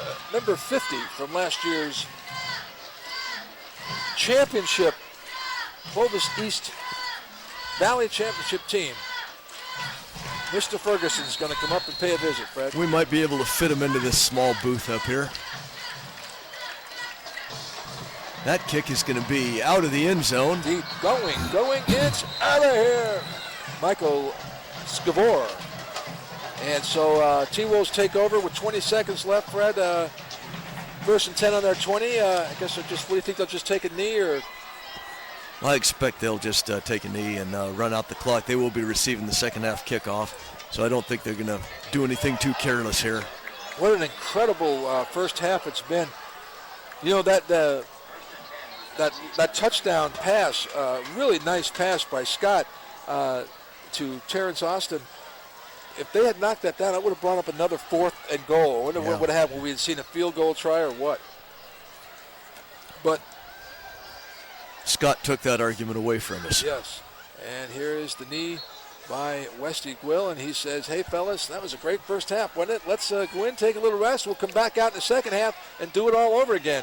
As our clock winds down, 9-8-7, we have witnessed a really fun first half here, and we're looking for a great second half as well. And we'll take a break right now. Once again, the score, 7-7, Clovis East and Long Beach Poly. And we'll come back with our halftime show right after this. Don't go away. Step into your new future. A certified pre-owned car or truck from Future Ford. Hi, I'm Tommy Sirigliano. We're the #1 Ford certified pre-owned dealer in the Central Valley. Know why? Because used vehicles pass a 115-point inspection, have a 6-year, 75,000-mile limited warranty, 24-hour roadside assistance, rental car reimbursement, and a full fuel tank at delivery. And APR rates as low as 3.9. The future of Ford and Kia in Clovis, Fresno is on Shaw, just off 168 east of the Save Mart Center. It's your call to action. ASAP Courier Service is performance, professionalism, fast, reliable, honest. Throughout California, we represent you with every delivery. Immediate proof of delivery, easy invoices. Our drivers have cell phones for tracking from 1 envelope to 4,000 pounds. We cover California. Call your same-day experts. You call, we go into action. We make it happen.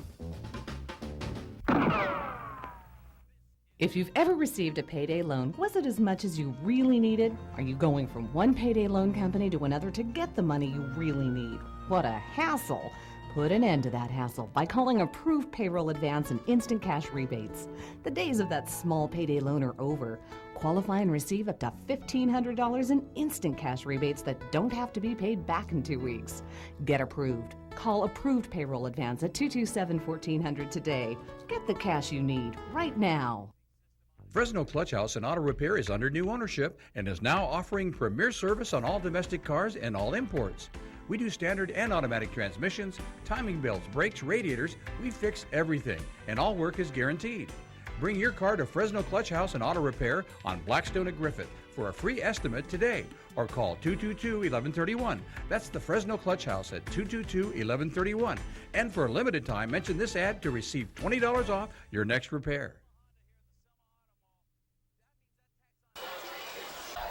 everybody, and welcome back. It is halftime at LaMonica Stadium in Clovis. We have had a tremendous first half of football. It's 7-7 between Clovis East and Long Beach Poly, the Jackrabbits and the Timberwolves. You know, when the Jackrabbits and the Timberwolves get together, well, actually, usually it's the Timberwolves are going to win, right, as far as... Yeah, you have to give it up for Clovis. They can do that. This is Brienne, and Brienne works at Mars Drive-In. Yes, the wonderful Mars Drive-In. The wonderful Mars Drive-In, and look what she has brought the crew to eat tonight. Holy smokes, and this is what Mars is known for. Well, actually, Yes. there's a big history with Mars, going back with Charlie Chitchum and all that. Look at the size of that hamburger. I'm telling you, I don't even think Fred Clark could eat that at a halftime. He needs more time than that. What is this called? That is our Mars burger. It's actually the Monster Mars burger. It's a The half Monster pound of meat. Monster. Yes. Look at that. I mean, that's... That weighs about 12 pounds. And now, and you got the French fries, which are real potatoes, correct? Yes. And so you've been there since May? Since May. I was hired back in March, but because the school waited until May to actually go full-time, so. And tell me a little bit about the Mars Burger experience. Mars Burger experience. Well, it's nice working for a place that has so much history behind it. There's, I guess it was open back in the 50s, and so we try to keep that kind of the music and the tradition alive. We walk in and there's music from the 50s playing and jukebox, which plays like the real vinyl records, and actually, it has the 50s, the 60s, the 70s, yeah. and the 80s even, and so I don't feel so bad that I can name all the songs because they're the 50s. Exactly. There's 70s, like Love Shack by the B-52s is on there, right? Then we have like Whitney Houston come out in the middle of nowhere. See what I'm saying? Yeah. And okay, and we got also milkshakes and Milkshakes, best milkshakes you'll ever find, by the way. We have a lot of different flavors, banana, cherry, vanilla chocolate, the originals too, and fresh ice cream. It's good food. Good food. Go out and see Mario and the whole gang. And where's it located again? It's Shaw and West. Shaw and West, and that's right there in front of. Right next to the Taco Bell that's over there. Drive past that, go to Mars. And in front of the Office Max there, and you have car shows there and the whole bit. Every Friday night we host a car show. We have a pretty large turnout for that. Last Friday night we had lots of people, good business, fun place to be. You know, I went out there one night and they had like a couple of thousand people out there. I'm not exaggerating. They had cars lined up and motors. It was just great. It's like old Americana, isn't it? It's nice. It's a good feeling to walk into, especially if I'm working there. It's good to be there all night long and get to talk to people. People there are great, so. And you walk in the door and you see a pretty face like this standing there with a nice smile saying howdy, right? Exactly. All right, it's Mars Drive-In. It's on Shaw and West, and we're so glad that you're with us and sponsoring us. We really appreciate it. Thank you for having me. All right, we'll take a short break and come back with more right after this. Would you like some? Ah, the lights and sights of Fresno. The Strip, the casinos, the shows. Oh, you think it looks a lot like Las Vegas? Well, actually it is. But it's so close to Fresno that it might as well be here. You see, all the fun of Las Vegas is less than an hour away on Allegiant Air. In less time than it takes to get to the mountains or the coast, you can enjoy the sights, sounds, and fun of Las Vegas. Go for a quick day trip or stay as long as you like. Whatever suits your schedule. Call Allegiant Air, 877-202-6444. Everyone knows the best meals are home cooked by mom. That's what Ama's Mexican Cafe is named for. Ama's welcomes you to try authentic Mexican cuisine created with the freshest ingredients. Ama's encourages requests and will custom make any dish to order. Empanadas, gorditas, fideo, and more. So come home to Ama's Mexican Cafe for catering and banquet facilities. Located in Ashland Park at Cedar and Ashland. Ama's Mexican Cafe.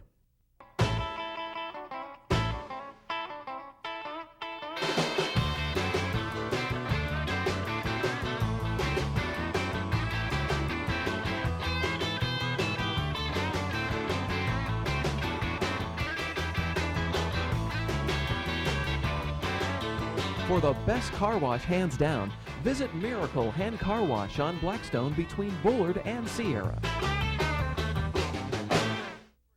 We want to talk to you mano a mano, business to business, because we're in the business of helping companies increase their profits. The road to success in Fresno is the business street. Successful companies have discovered that the business street knows how to deliver your message. It's simple. You choose your market, we get results. So if you're in the business of doing business with other businesses, get on the right street. the business street.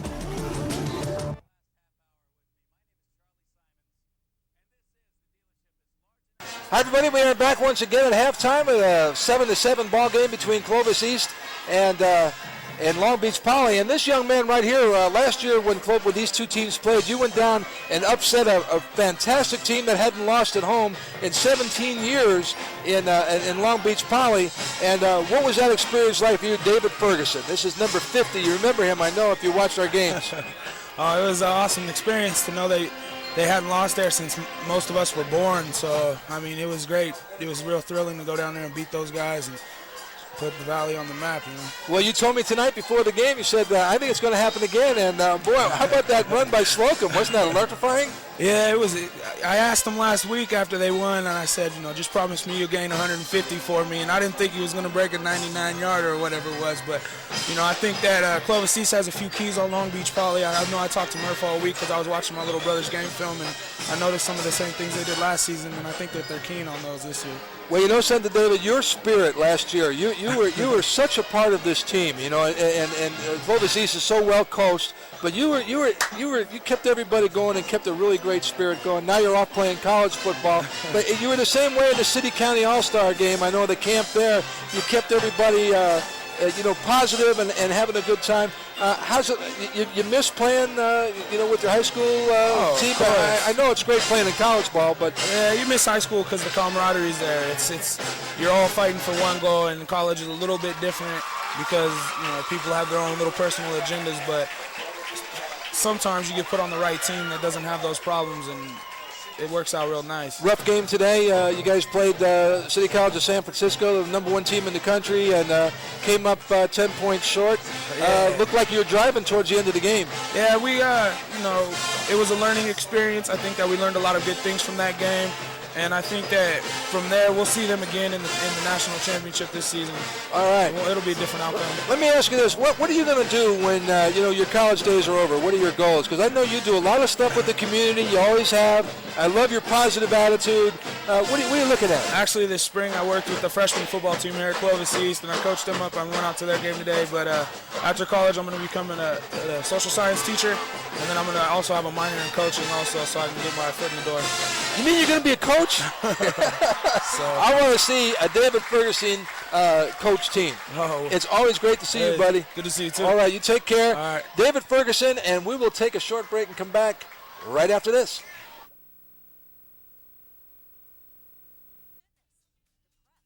Do you own a small business? Or you're thinking of starting a small business?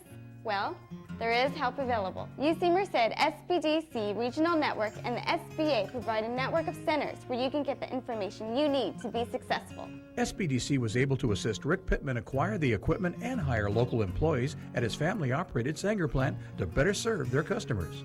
UC Merced SBDC offers small business counseling, one-on-one and training. Most of the services are free.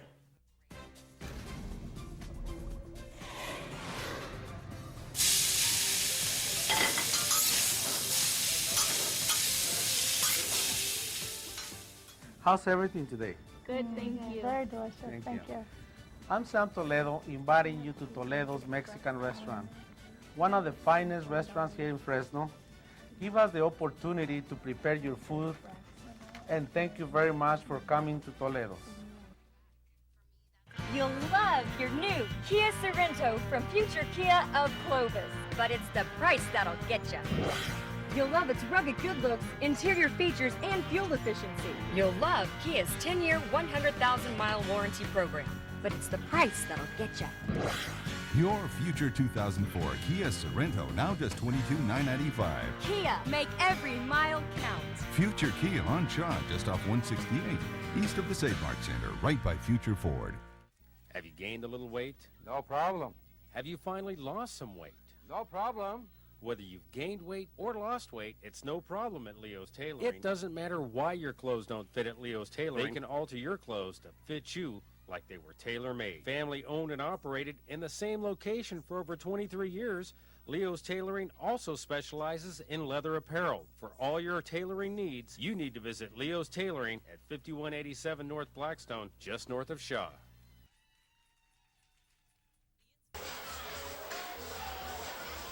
Hello again, everybody.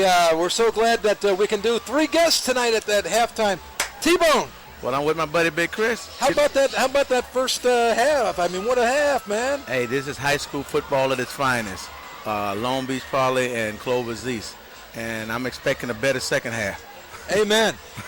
Our Channel 32 sports fans, of course, recognize Tyrone Bradley not only for his great days at Fresno State, leading the Bulldogs to the NIT, but also on Channel 32 for the Fresno City College games. Hey, let me ask you something. We going to do that again this year? Well, we're about a month and a half away or a month away. I'm tuning up my voice. I can't wait. Me too. I'm ready.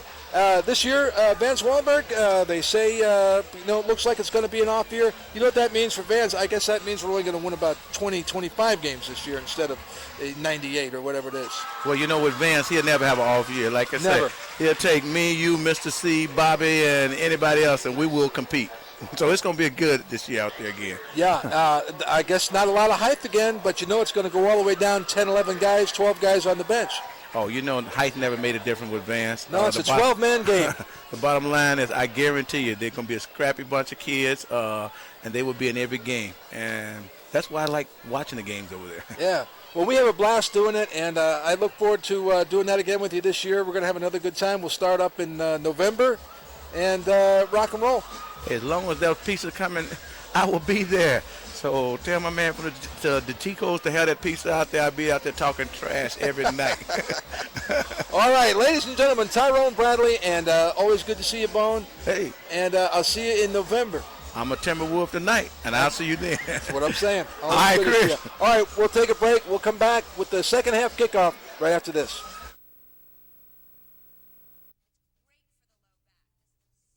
From exterior style to interior design, from family fun to living the good life, from getting out on the town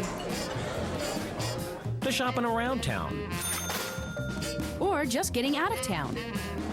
Fresno Homes and Lifestyles Magazine. Your city, your magazine. Subscribe today or visit fresnomag.net.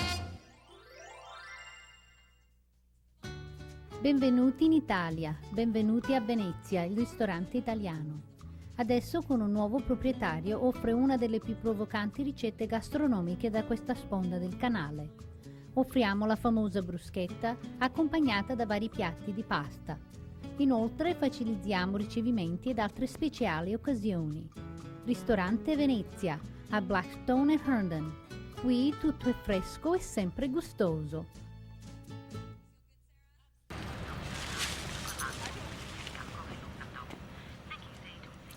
Richie! 顧住嗰個人，我唔信得過佢啊！ Yo, Ty, what up? Richie, what up, player?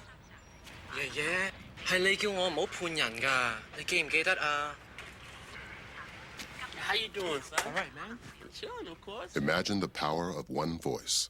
Click freedomcenter.org to find yours. For the best and most authentic Mexican food, there's only one place, Los Amigos. Enjoy our house specialties like authentic parrilladas, delicious fajitas, a variety of seafood, and many more. And enjoy one of the best margaritas in town. You'll love our lunch buffet Monday through Friday, and every Sunday join us for our popular Sunday brunch. Enjoy great service and have your meal inside or outside. And call us to cater your next special event. Join us today in the corner of Shawn West and Fresno. Los Amigos, the closest taste to homemade.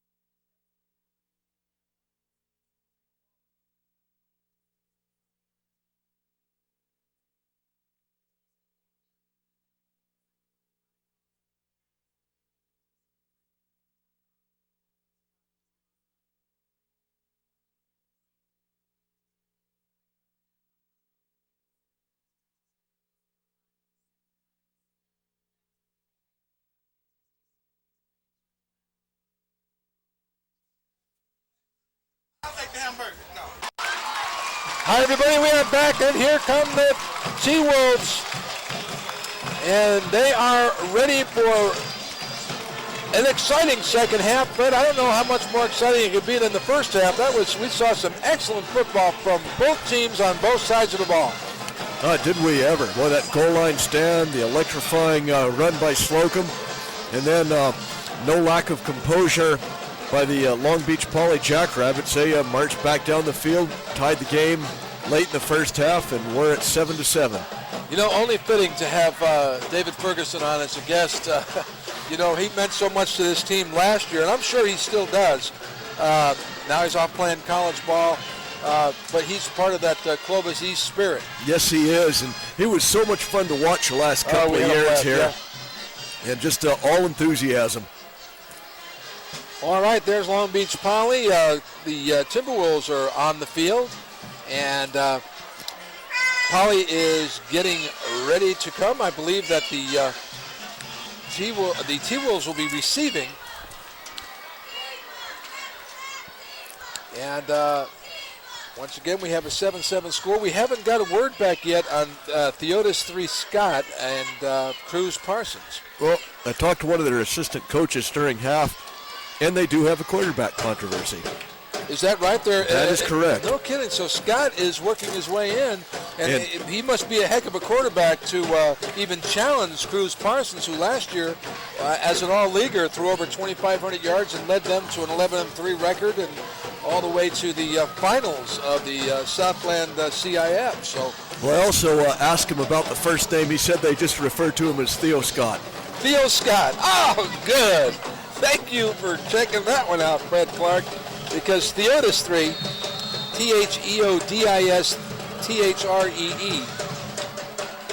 Theo is much easier to pronounce. Here's the kickoff. It's taken, it's dropped by Slocum, and he quickly recovers it, and that's going to start the Timberwolves off about on the 14-yard line, their own 14-yard line. Not the field position that the T-Wolves would like to have to start the second half. They'll be going into a pretty moderate wind blowing out of the west the third quarter. There's referee Greg Lemon. He's working tonight with Frank Kirby is the ump. Randy Wright is the line judge. Cody Wilson and the back judge is Harvey Taylor. They've done a great job tonight. It's just been a terrific football game to this point, and we're just starting the second half. There's Coach Lara Rawl of the Jackrabbits. And here's Slocum. Look at the power. Tackle in there by...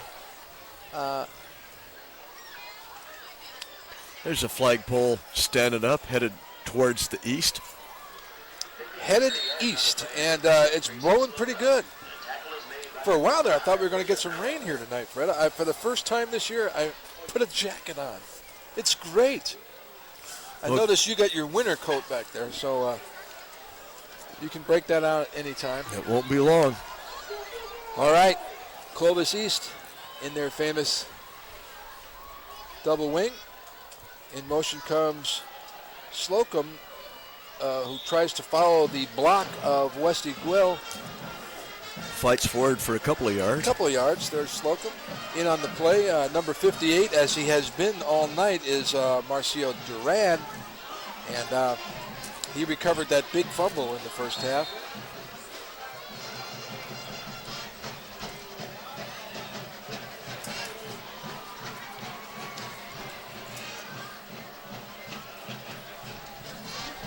You say Marcelo, I say Marcio. You know, Marcio is what it says in the program. I said Marcelo over the PA. Whoops. Here's Gwill rolling out. Can he get around? No, he's caught by Jury Casey. Linebacker, 6'2", 205 is a junior. And Gwill just couldn't quite turn the corner. And that's going to bring up a fourth down. And Gwill's going to have to go back in punt formation and punt into this strengthening wind.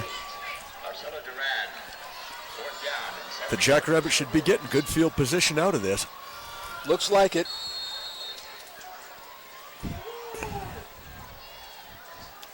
Gwill will be punting from close to the goal line, about his own 1 or 2. Jackrabbits only have 10 men on the field. This is not to their advantage.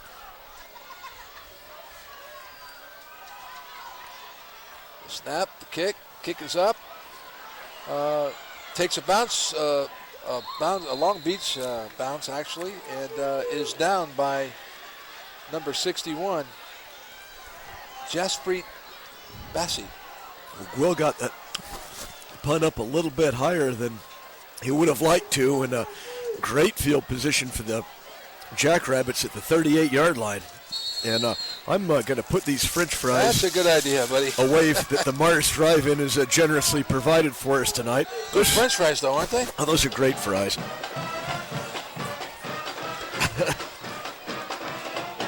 All right, 1st and 10. Here's Theo Scott rolling to his right, finds a man open. That's Terrence Austin, the fellow who scored the touchdown, and he winds his way down to a first down inside the 20-yard line. Chris, I really right like at the 20-yard line. I like the composure that this Theo Scott has shown. Yeah, I mean, he just looks like nothing rattles him, takes his time, looks over the field, makes his decision, and he makes good decisions. Yes, he did. He made a terrific pass on that. He waited till the last second on that touchdown pass. And here he is rolling to his left this time, throwing back across the middle. What a beautiful pass to DeSean Jackson, and that is a touchdown. And the Long Beach fans are very happy. And that is no easy task, rolling to his left. And throwing to his right. Throwing to his right across the middle. And hitting his receiver in stride. Coach Laura very happy with the situation. Here's the replay. Here he comes rolling to his left. Then there's Jackson at the top of your screen. And look at that pass right on the numbers. And that is a touch. A beautiful play. Yes, it was. Score on the field. And it's good. And that brings the Jackrabbits out to a 14-7 lead there. Once again, they're up by 7. And that's with 9 minutes and 16 seconds to go in the third quarter. And how about that, Fred Clark? There's the crowd up from Long Beach and made the long drive up. And want to thank some more of our sponsors, Zabuto and Defendus. Thank you, Matt. Thank you, Mike. And also Lozano and Company, the CPAs. Thank you, Ginger. Thank you, Phil. By the way, we have a halftime score from Bulldog Stadium tonight. Right now, it is the Bulldogs 24, Portland 7. So that's about what we figured it would be. I figured it'd be probably 31-0 by the half. We figured 40-something to 7 or something. Yeah. Meanwhile, no word yet on the Oscar De La Hoya Hopkins fight. Also, ESPN 1430 is on the air right now as we speak. They're on live as they do all the Clovis football games. Thank you to Paul. Marcus is over there doing the play-by-play tonight, Marcus Grant. Yeah, Marcus gave me the score of the Bulldog game. That's compliments of Marcus in 1430. There you go. Anthony and Tony. And also Wells Fargo Bank. Thank you, Russ Olson and Sandy Rocco. And here's score. Gets his foot into this ball. It goes, almost went through the uprights. But they were offside at the 40-yard line, so they'll come back and do it again. Only this time from the 35. Maybe we'll get the ball into the hands of young Mr. Tracy Slocum. You know, Chris, on the previous kickoff to start the second half, I noticed it looked like Long Beach Poly had a couple of guys offside, and somebody on the Clovis East bench must have pointed that out because he did throw the flag this time. They had got away with a little bit at the start of the second half. Well, Randy Wright threw the flag. And the 5 yards is marched off. So once again, score is going to tee it up, kick it off. Michael Skabor is 5'11", 155-pound senior. And he gets he's a great soccer player. And there's another. This is a line drive kick, and it goes over the head of Darrell Oliver and out of the end zone, and they'll take it on the 20. Notice they are kicking the ball away from Slocum. And that 5 yards didn't make a heck of a lot of difference on that kickoff, did it? No, it didn't. It kind of wound up in the same area, out of the end zone. And first down at the 20-yard line for Clovis East. And they haven't moved the ball too well since last time they touched the ball. They've only had one good sustained drive tonight, Chris. This has to be a concern to Coach Murphy.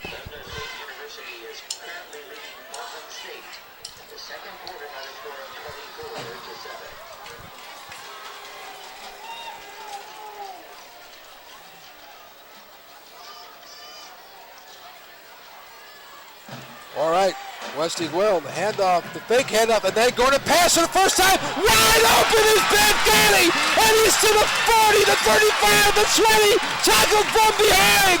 Holy smokes! At the 15-yard line. Boy, is there anything Pancani doesn't do?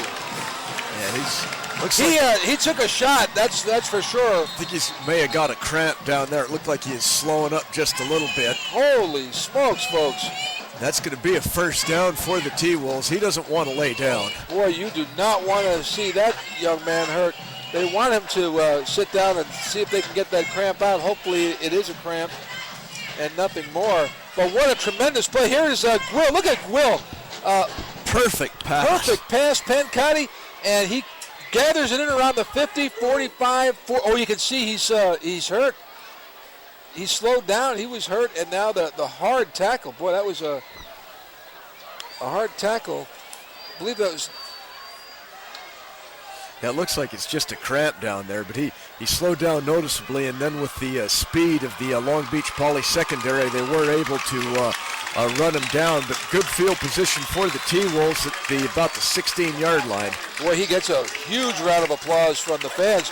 And we were just talking about the Grill has not passed that much tonight, and just boom. Yeah, that was I believe the T-Wolves' first pass of the night, wasn't it? Vincent Joseph in on that tackle. As once Pancati crossed over the 35-yard line, he just cramped up. And he's being helped right now on the side. The Clovis East fans looked very concerned for their young star, who has been a star tonight on both sides of the ball, offensively and defensively. Yeah, he's in a little bit of pain down there. Yes, he is, but now I'm beginning to wonder if that is a cramp or... Hopefully it's a cramp instead of a pulled muscle.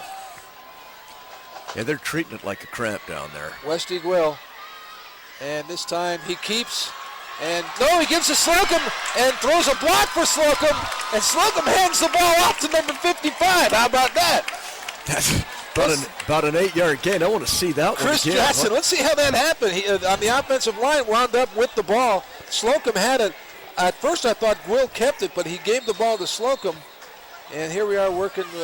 That's going to be another first down for the T-Wolves. And perhaps it is a cramp to young Mr. Pancati. All right, here we break the huddle. First down at the 7. First and goal at the 7.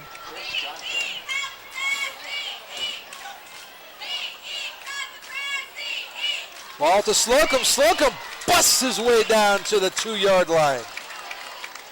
Boy, he looked like if he had kept going, he would have gone right through the center field fence there on the ball field. Well, we're glad that didn't happen. Yes, sir. So this will bring a second down at the 3-yard line, and now the T-Wolves seem to be moving the ball pretty well too. Their offensive line has been very aggressive the last couple of runs.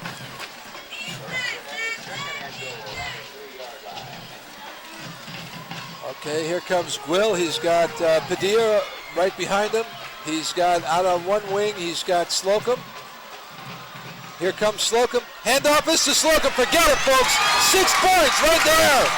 Holy smokes, nobody touched him. Untouched over the right side, and we have a 14-13 game with the extra point pending. How about that?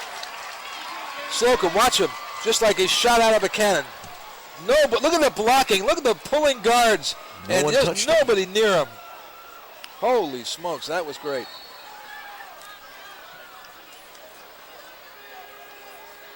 Once again, Eric Roberts is going to hold, and I think that is Jake Henry going to kick it.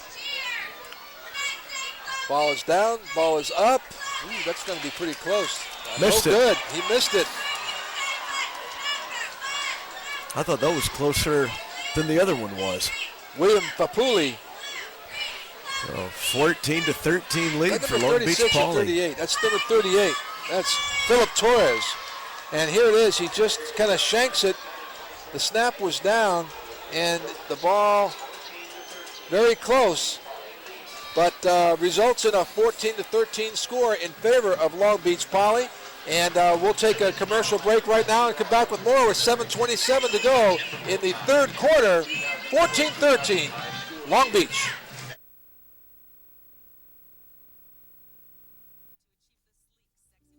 I'm a member. Convention and visitor spending in Fresno exceeds $797 million annually. I'm a member. Convention and visitor spending sustains about 14,000 jobs in Fresno County. I'm a member. Fresno hosts over 250 conventions annually. I'm a member. You can become a member too. I'm a member too. Call the Fresno Convention and Visitors Bureau for more information.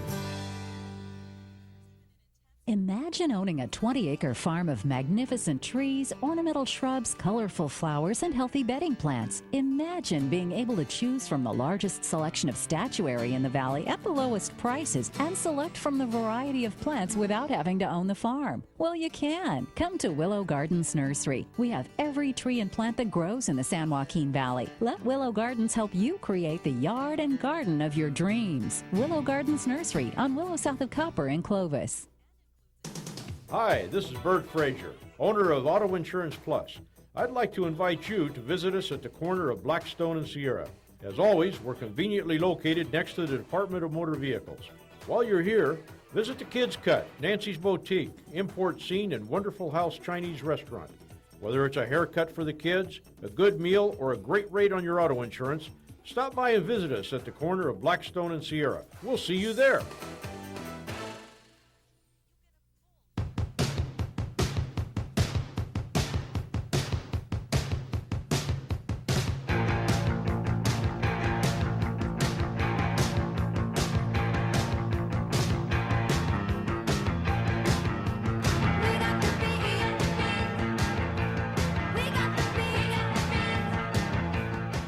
Gymnastics Beat. Call 271-9400 now to reserve your spot in upcoming classes.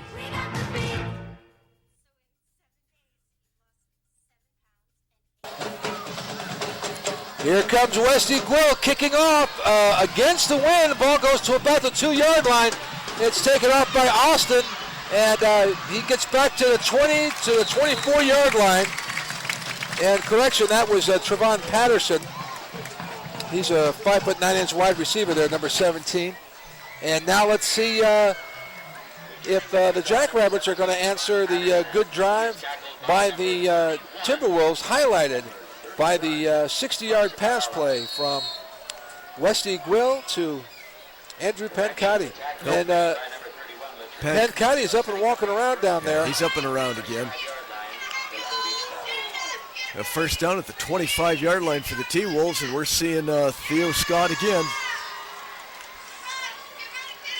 Theo Scott back, looks, throws long, got him in. Coverage was good. Yeah, and ball was overthrown. Back there, Carlos Cavazos. Well, Chris, I said earlier in the game, I didn't think there would be 21 points scored by either team this game, and it looked pretty good about midway through the second quarter, but now, you know, may not happen that way. 14-13 game, and they're opening up just a little bit now. With 7:15 to go in the third, here's Theo Scott over center.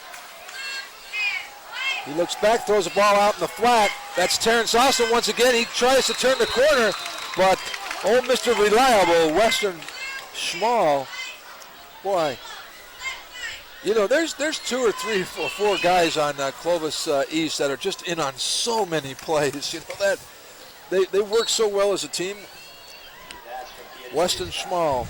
Yeah, we've used his name a lot. Pancati, Vasquez, Allen, on and on and on. Third down and about a yard.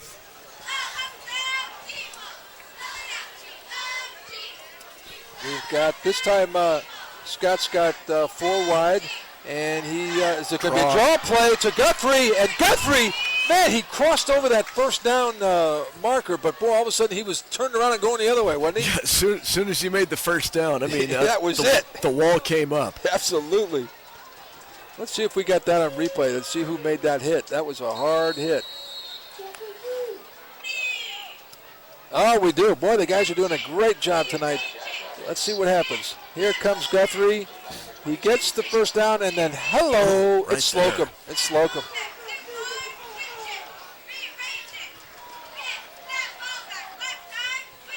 Clovis East showing a 3-man rush. Here's, and it is a pass play. It's to Guthrie out in the flat. Oh, look at him take off. Boy, he's got the speed. When he finishes making the moves, then he's got that straight-ahead speed. And just that acceleration. He gets the ball, and then he just shoves it into overdrive, and he scoots. This young fella's only a junior as well. Guthrie's just a junior, yes, too? Yes, sir. Here he is right here. Look at this. When he turns this corner, folks, look at that. Great speed, and he has the sense to hold on to the ball, and that's Slocum ran him down. Speedster on speedster. Both juniors. Another first down for the Jackrabbits, and they're moving again.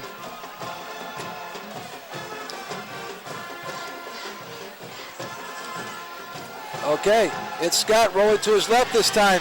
He's getting plenty of time, and he gets the ball out to Austin, and a good tackle by Vasquez, the sophomore. 5'10", 180 pounds. I'm telling you, he's just an outstanding young football player. You were right for a sophomore. Look at that good open field tackle by Vasquez. What a job. He has been doing this all night. Yes, he has. And again, we saw Theo Scott rolling to his left and just analyzing the whole field. He's getting a lot of time, though. That's the one thing. He definitely has a long time to, because Clovis East has a 3-man rush. Well, his speed and going to the other direction also buys him a lot of time.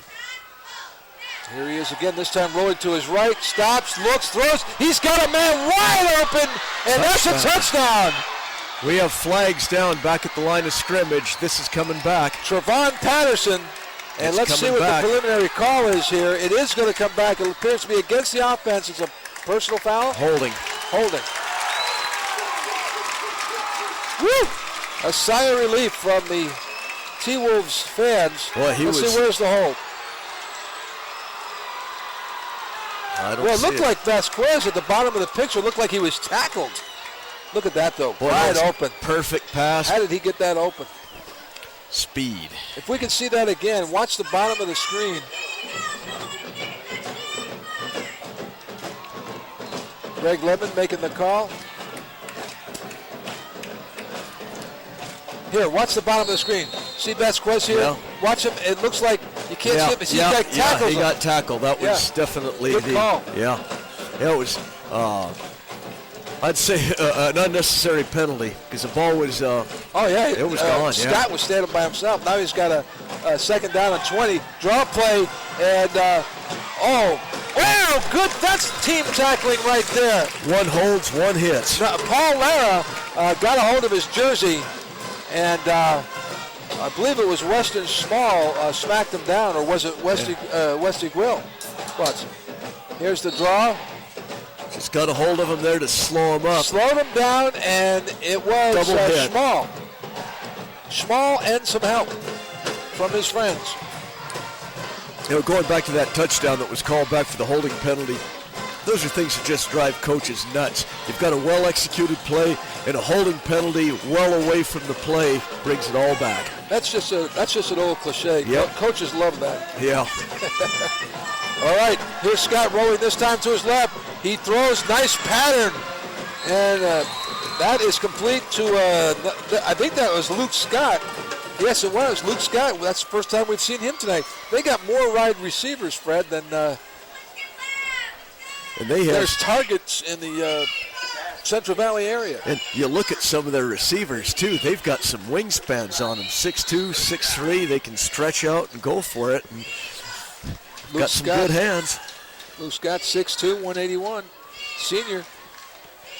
Moving those chains again. The ball rests on the 34-yard line. It's a 1st and 10 for Long Beach Poly. In the backfield is Adrian Brown behind Theo Scott. This time he rolls to his right. He's looking way long again. Oh, ball is overthrown. And back on the coverage. That ball was intended for DeSean Jackson. And back on the coverage, I believe, was number 26. And if I'm right, that's Jaron Stroud.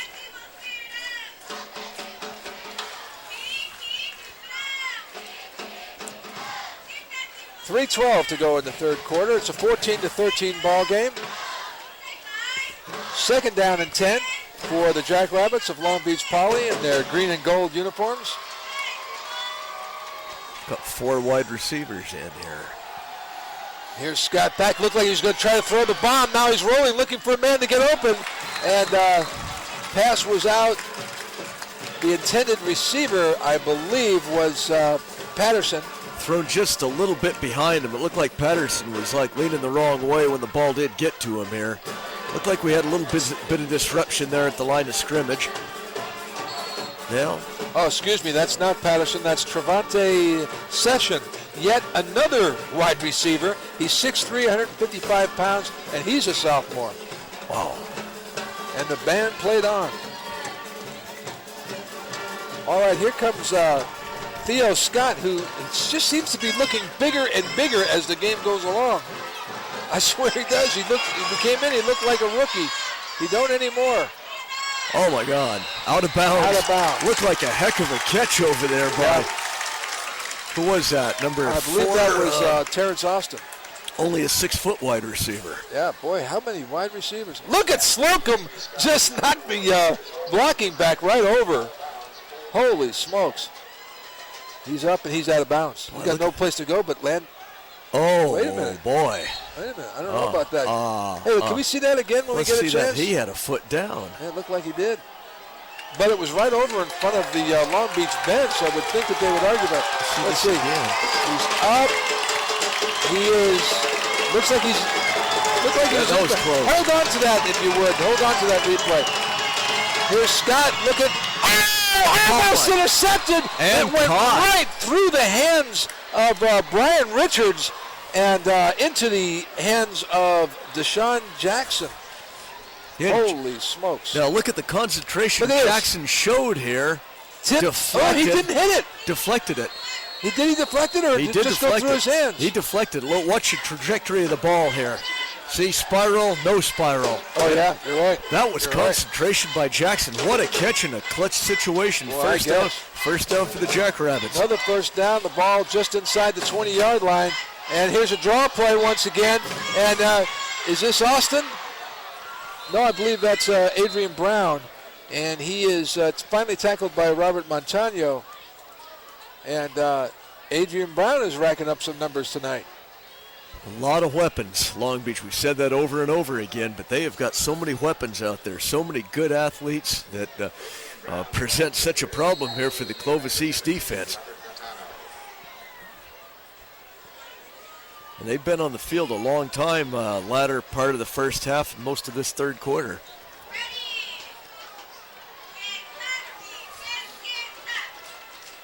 All right. We've got 3 wide to the right. We've got 1 wide to the left. Jackson to the left. And here's Theo Scott. And the pass is, boy, look from our angle here. It looked like it was right on the money. But ball's incomplete. It's going to bring up a 2nd down and goal on the 7-yard line. And there's the pass that just got away. Second and goal, is it? Yeah, at the 7-yard line. Yes, sir. It's part of the Clovis East crowd.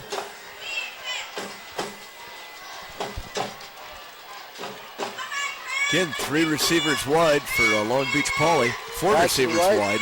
And you got Trevon Patterson wide to the left. And here's the Scott rolling, looking, throwing. He's got a man. It's a touchdown. DeSean Jackson once again. His second score of the night.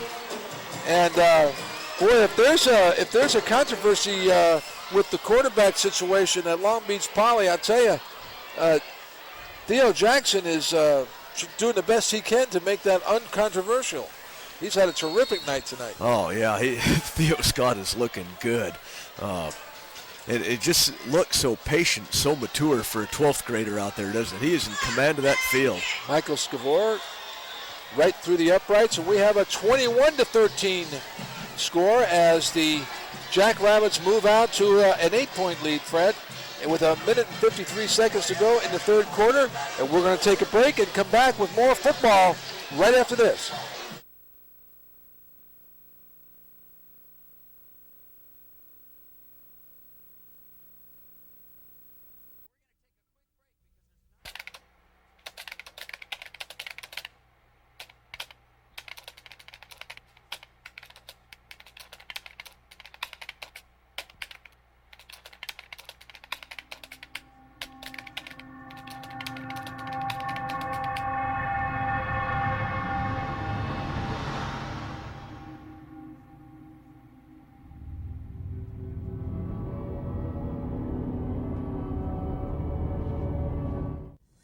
Prescription drugs overwhelming you?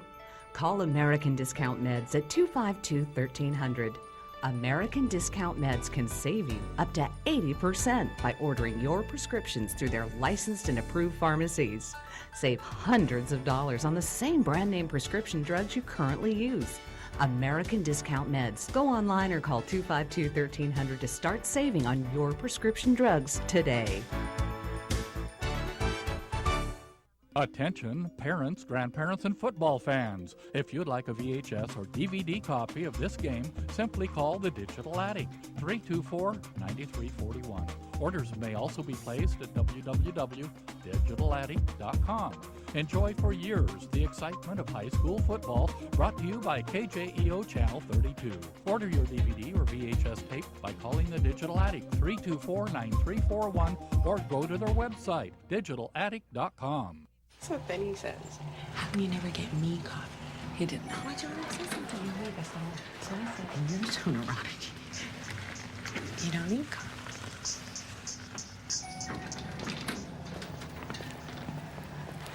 Barbara, what was that all about? What do you mean? The thing with your bag and the kid. Oh, it's just a natural reaction. Not to me, it isn't. Imagine the power of one voice. Click freedomcenter.org to find yours.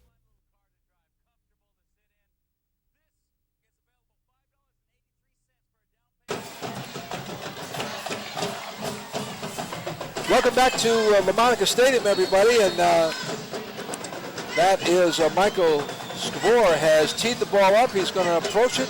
He's going to kick it. They might have had it offsides on that play. Yeah, they have. Looked like it. And ball is if Slocum did not hit that ball, then that's a 5-yard penalty if the ball went out of bounds.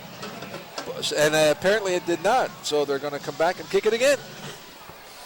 Well, we have an 8-point game now. In the last 2 times Long Beach Poly, last 3 times Long Beach Poly has had the ball, they've put it in the end zone, Chris, right at the end of the first half, and the only 2 drives of the second half. And one of the new rules, this came in a year or so ago, when the ball goes out of bounds, they don't re-kick it. It comes out to the 35-yard line. So it was reminiscent to me. Jim Sweeney used to have his Bulldogs kick off always close. To the corners. And he had a lot of success with that because it would hamper the run backs because sometimes you have to. Ooh, we have a broken play here, but the flags went off before that happened. Yeah, I remember that too. Sweeney's kicks, they'd always go to one corner or the other. Yeah, one corner or the other, and they had a lot of success with it. Because, you go over and go, well, should I make a play on this or not? And then sometimes they would. Very rarely would they catch it and go and go all the way back. But, that's going to happen sometimes anyway. But yeah, he did that a lot for years. And always wondered about that. All right, we had an offside. There's offsides on Long Beach Poly, so it's 1st and 5 for Clovis East. That happened 3 times in the first quarter. They had tightened it up a little bit, and we hadn't seen it since until we did. Slocum and Padilla going to be in the backfield for the T-Wolves. That's Bubba Robinson, who's done a great job for Clovis East, taking the place of David Ferguson, who graduated. And here's Slocum, and boy, that's explosive. You know, you were saying that before, how explosive he is. That's a great word for him because he is so explosive. And yeah, sometimes they just need a yard, just need a little bit of space, and they can be gone so quick. Jeray Casey made the stop right there, number 7.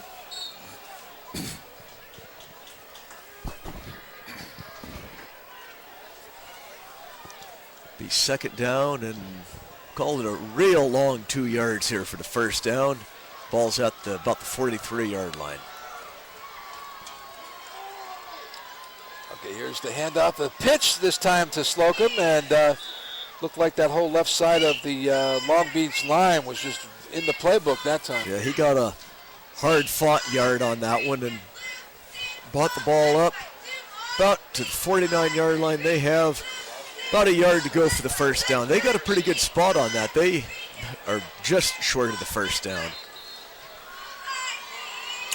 We've got a couple of good-looking football teams down here tonight, Fred. Now, once again, they're calling for a measurement, and what I see here on the far side of the field, the sticks are on the white line, and the ball's not. And I see what you just as you started to say that, I checked it out, and you're absolutely right. Let's see what happens.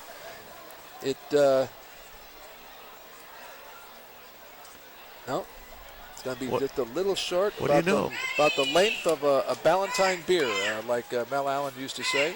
Yeah. Foul by the length of a Ballantine beer. But you wouldn't know who Mel Allen was, right? What's a Ballantine beer? That's what I'm saying. It's like a beer, you know. It's like a Bud Light. It's like a can of beer. He meant foul by the, and there's going. It is foul by the length of a Ballantine beer. I think they stopped making Ballantine about the time I was born 50 years ago. I don't remember that Fred, one. I'm just telling you what I read in the history book, okay? Or I saw on ESPN Classics. Give me a break. Yeah, okay. All right. Double wing. Westy. Slocum. He didn't get Same play. And, boy, Long Beach getting more and more confident in their defense. Let's see what the placement is on that.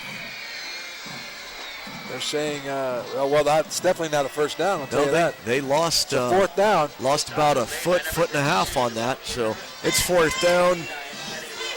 Fourth down, and with 7 seconds to go, I don't think they'll get this play off. Well, they only have to move the ball. They're going to go for it. They only have to move the ball about 6 yards. 3, 2, 1. That is the end of the third quarter.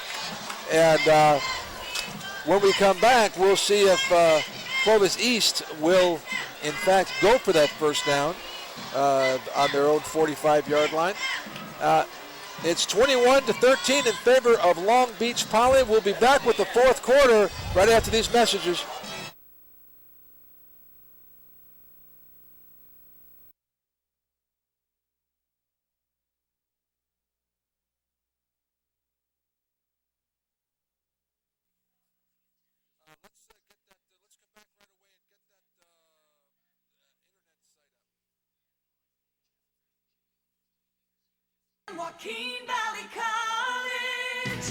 SJVC is proud to support high school athletics in the Central Valley. Student athletes learn firsthand what it takes to succeed on the field. Determination, commitment, and hard work. For more than 27 years, the students and graduates of San Joaquin Valley College have used the same game plan to succeed in life. SJVC, discover the power in you. Heart Academy.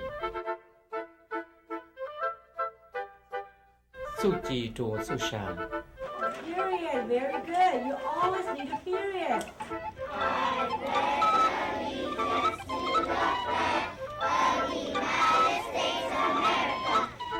Trẻ ta tỏ sai mi yo gần đó nhớ trong grade kindergartenสู่trong grade 2 จะเลยตู้กับค่าฮัดเช่าเจกันดา Heart Academy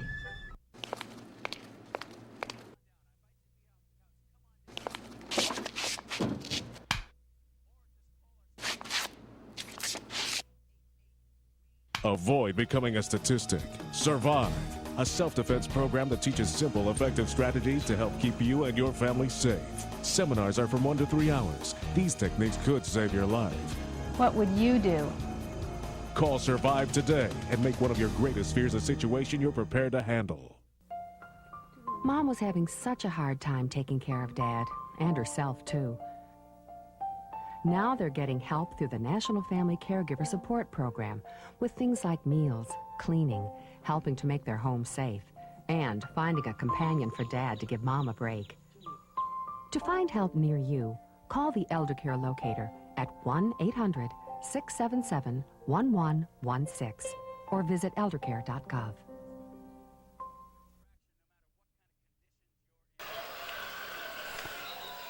Hi, everybody. We are back, and I just want to repeat what Dean Hargrove, the game announcer here at LaMonica Stadium for the Clovis East Timberwolves, former newscaster, sportscaster on Channel 24. Did you know he's a guitar player as well, Fred? No, I didn't know that. Well, he's telling the crowd. Nope. He's telling the crowd. We got 4th down and less than a yard to go. All right, let's see what happens. And, they got some movement, and yes, that was the defensive line that moved. It'll be a first down. Yep. Hut. And how about that? That's a big little play to open up the fourth quarter here. Hard count, and 5th time that Long Beach Poly's bid on that. 4th and inches, he had to be a little bit more patient. First down, Timberwolves. Watch the movement on both. Actually, it's all over the line. It was a little hut. Yeah, they had 4 or 5 of them that jumped across on that. But I was mentioning Dee Hargrove is talking about how the games are airing on Channel 32, but it's also on the internet, all over the world. Family, friends from all over the world can just tune on to. Let's see what happens with Gwill here. Here's a handoff to Slocum. Slocum, they're keying on him. And, he's tackled by a host of tacklers. He picks up about a yard, 2 yards. He's working hard right now for those yardage. He definitely earned those.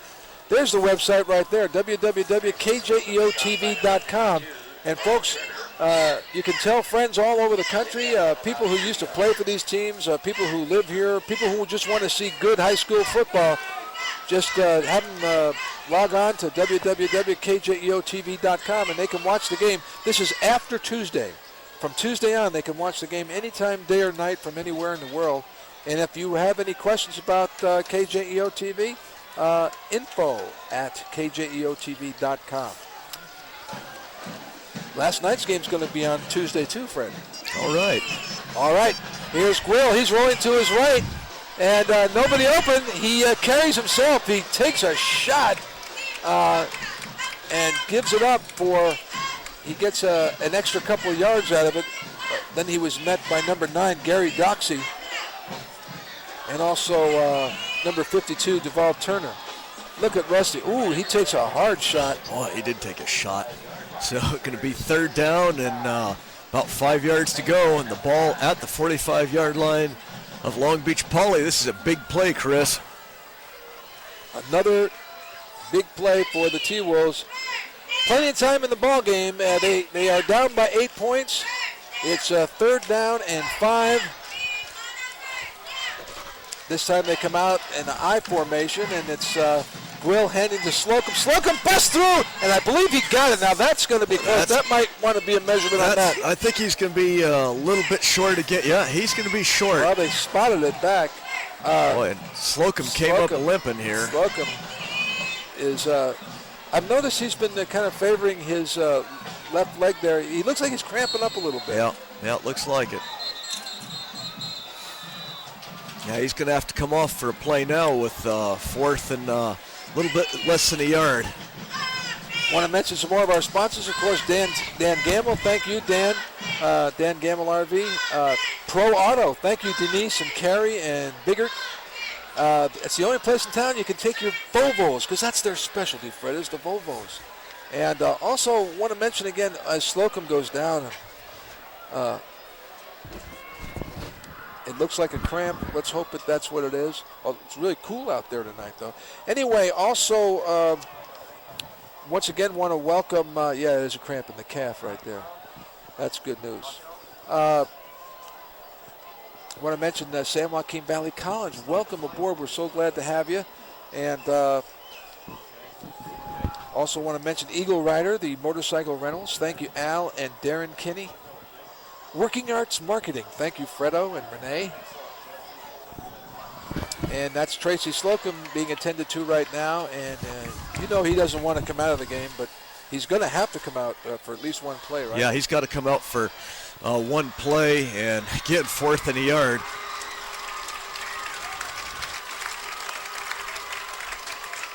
And the football looks like it's a little short. About a yard to go. Yeah, not quite a yard, but oh my goodness. Ladies and gentlemen, as you probably already know when you're watching this, because you're watching this actually tomorrow from we've taped this, but Hopkins knocked De La Hoya out in 9 rounds. Heard it was a body shot. De La Hoya went down. Body shot. Okay, 4th and a yard.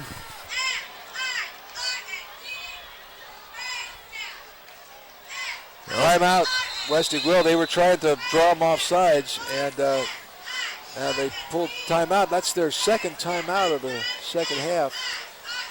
Yeah, they tried drawing him off again. It worked 5 times tonight, but Long Beach Poly, they held their ground this time around.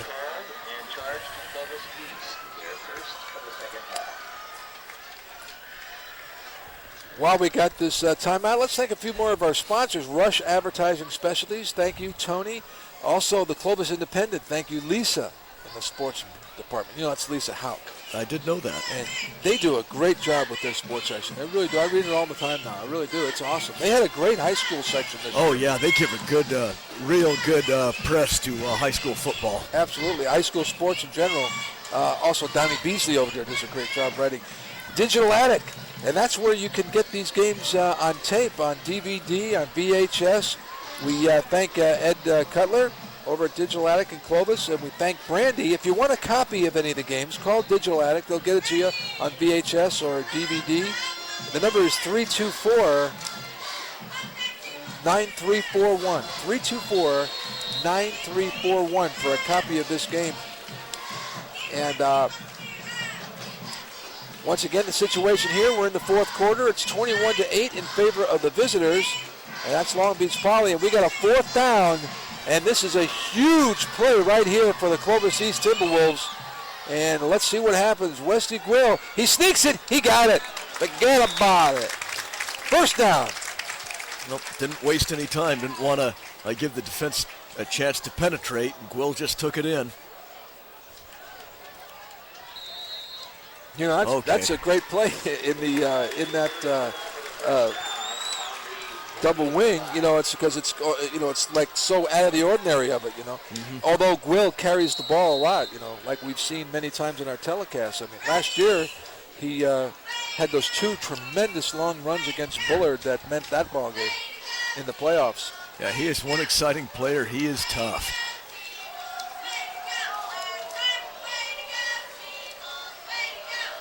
And the handoff to Slocum. Slocum breaking tackles, breaks into the open. Goes to the 10, the 5, touchdown, Slocum! Now they're going to have to go for a 2-point conversion to try and tie this one up. So what a great run by Slocum. A lot of hands touched him on the way, and he still looks like he's a little cramped up. Yes. Watch this. Here's the handoff, and he gets past one guy. Okay, he breaks that tackle. Oh, they had his jersey. Breaks that, and he breaks back to the other side, and in pursuit, even when he's hurting, they couldn't catch him. Well, you can tell he was hurting at his last 10 yards. Okay, now. How about that? Lining up for the 2-point conversion. They don't have a heck of a lot of time to get this one off, Chris. Let's not forget, too, Fred, that was on a 4th down.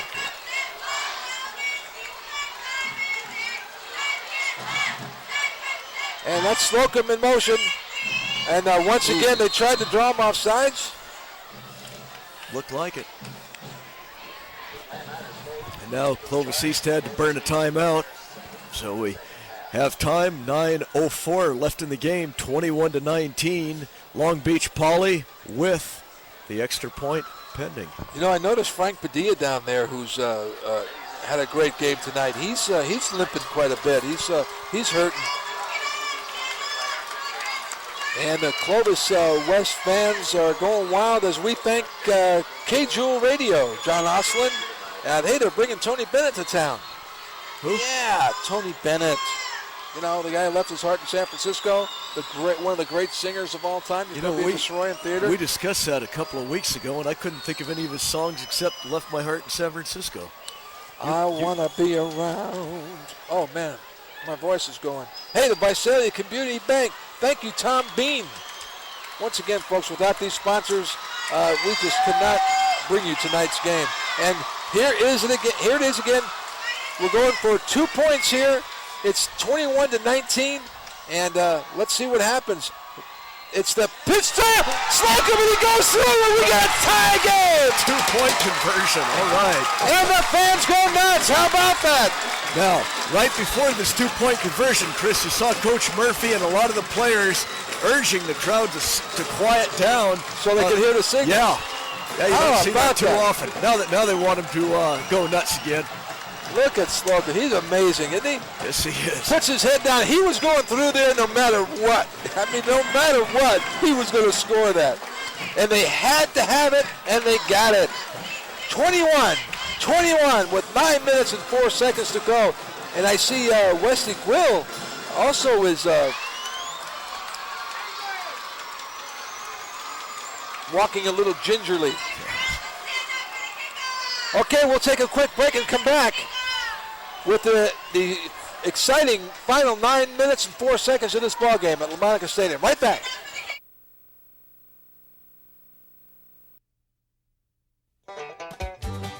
The world's largest showplace for recreational vehicles of every kind is located in Fresno. Dan Gammel's Camp America may soon be found in the Guinness Book of World Records as the largest indoor showroom for outdoor fun, featuring hundreds of recreational vehicles, fishing boats, party and ski boats, RV and boating accessories, motorcycles, all-terrain vehicles, camping and fishing gear. Camp America's exclusive 99-cent Gammel gas guarantee plus 0% financing makes shopping even easier. Why go from place to place trying to find the right recreational vehicle for your family when you can make one stop, see them all, and get the very best deals anywhere? Camp America is the largest indoor showroom of its kind. A full 220,000 square feet of air-conditioned shopping under one roof. You just can't match the selection, inventory, price, and financing that you'll find at Dan Gammel's Camp America. Take Freeway 99 north to Fresno. Take the Shaw Avenue exit, then go east 1.3 miles to Brawley.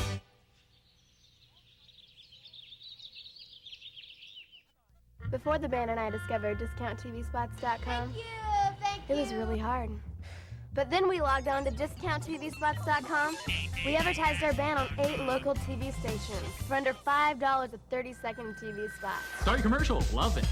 All of a sudden, we were everywhere. You just got yourself a record deal. Oh, yeah.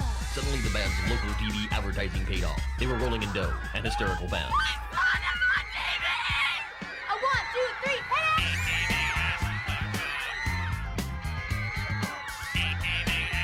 I love your commercial!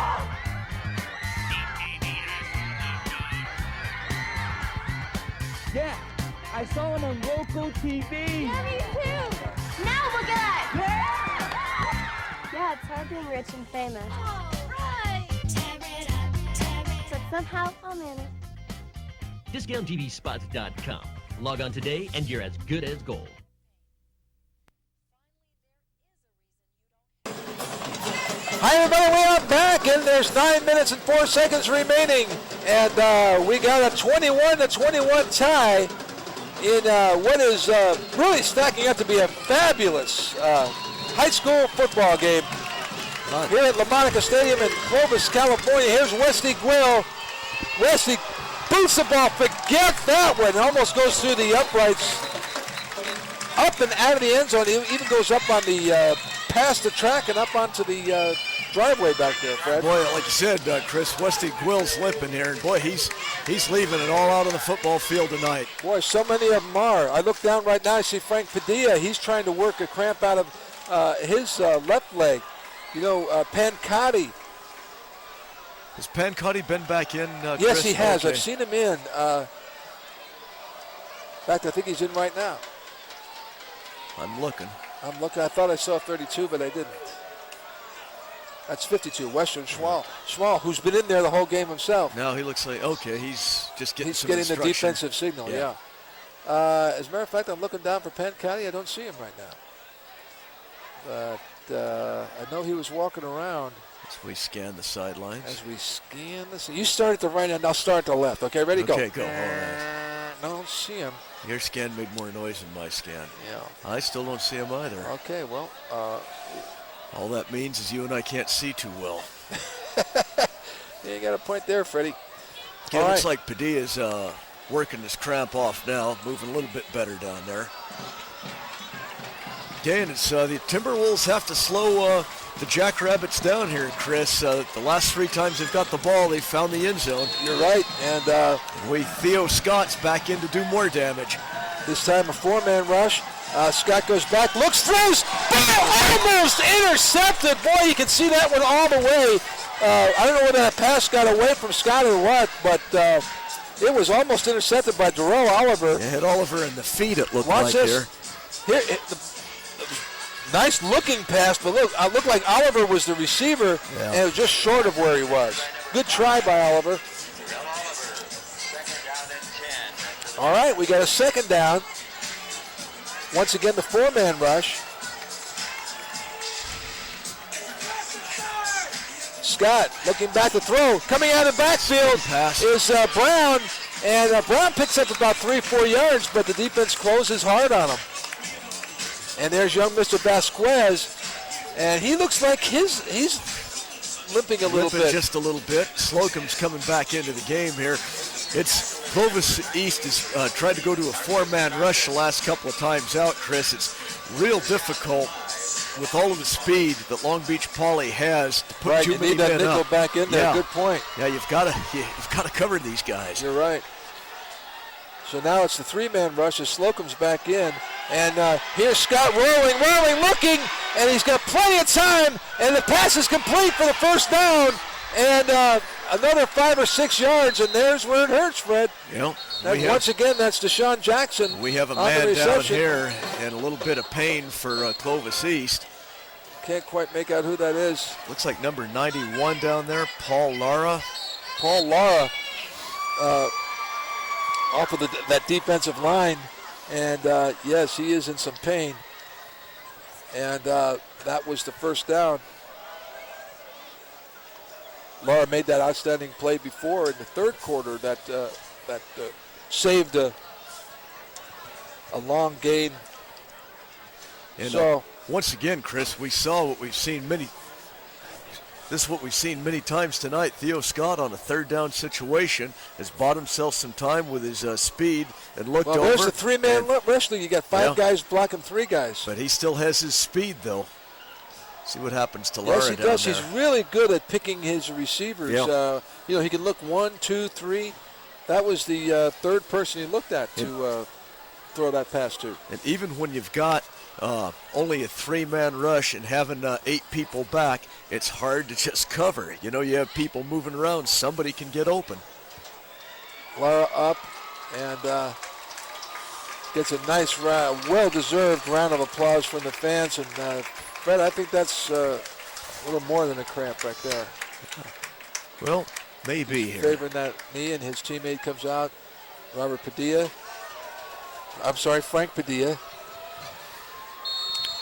1st down for Long Beach Poly at their own 41-yard line.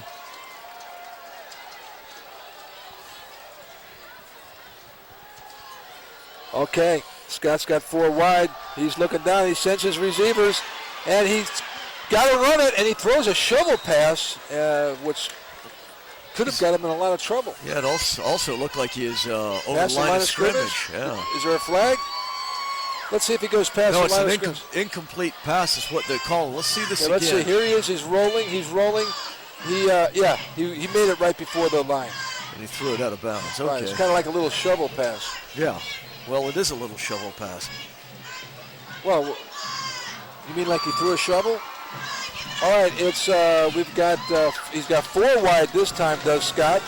He's got Brown in the backfield. It's a draw to Brown, and look at that! Slocum says, "Hey, where are you going?" Wow! Tracy Slocum just unloaded. He did. That's not the first time tonight. Oh, we just missed it. There it is right there. Boy, he just ran into a wall. Man. Give him credit for holding on to the ball.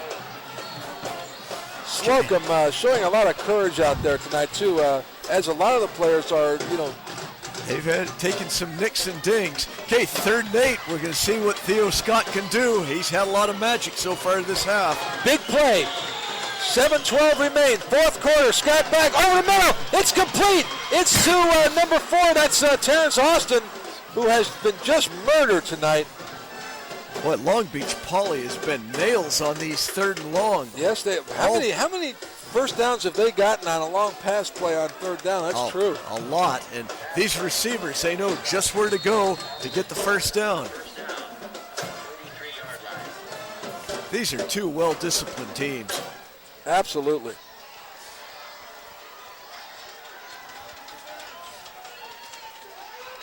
Okay, Scott's got 3 wide right. He's got 1 wide left. He's back to throw. He's got his man coming out of the backfield.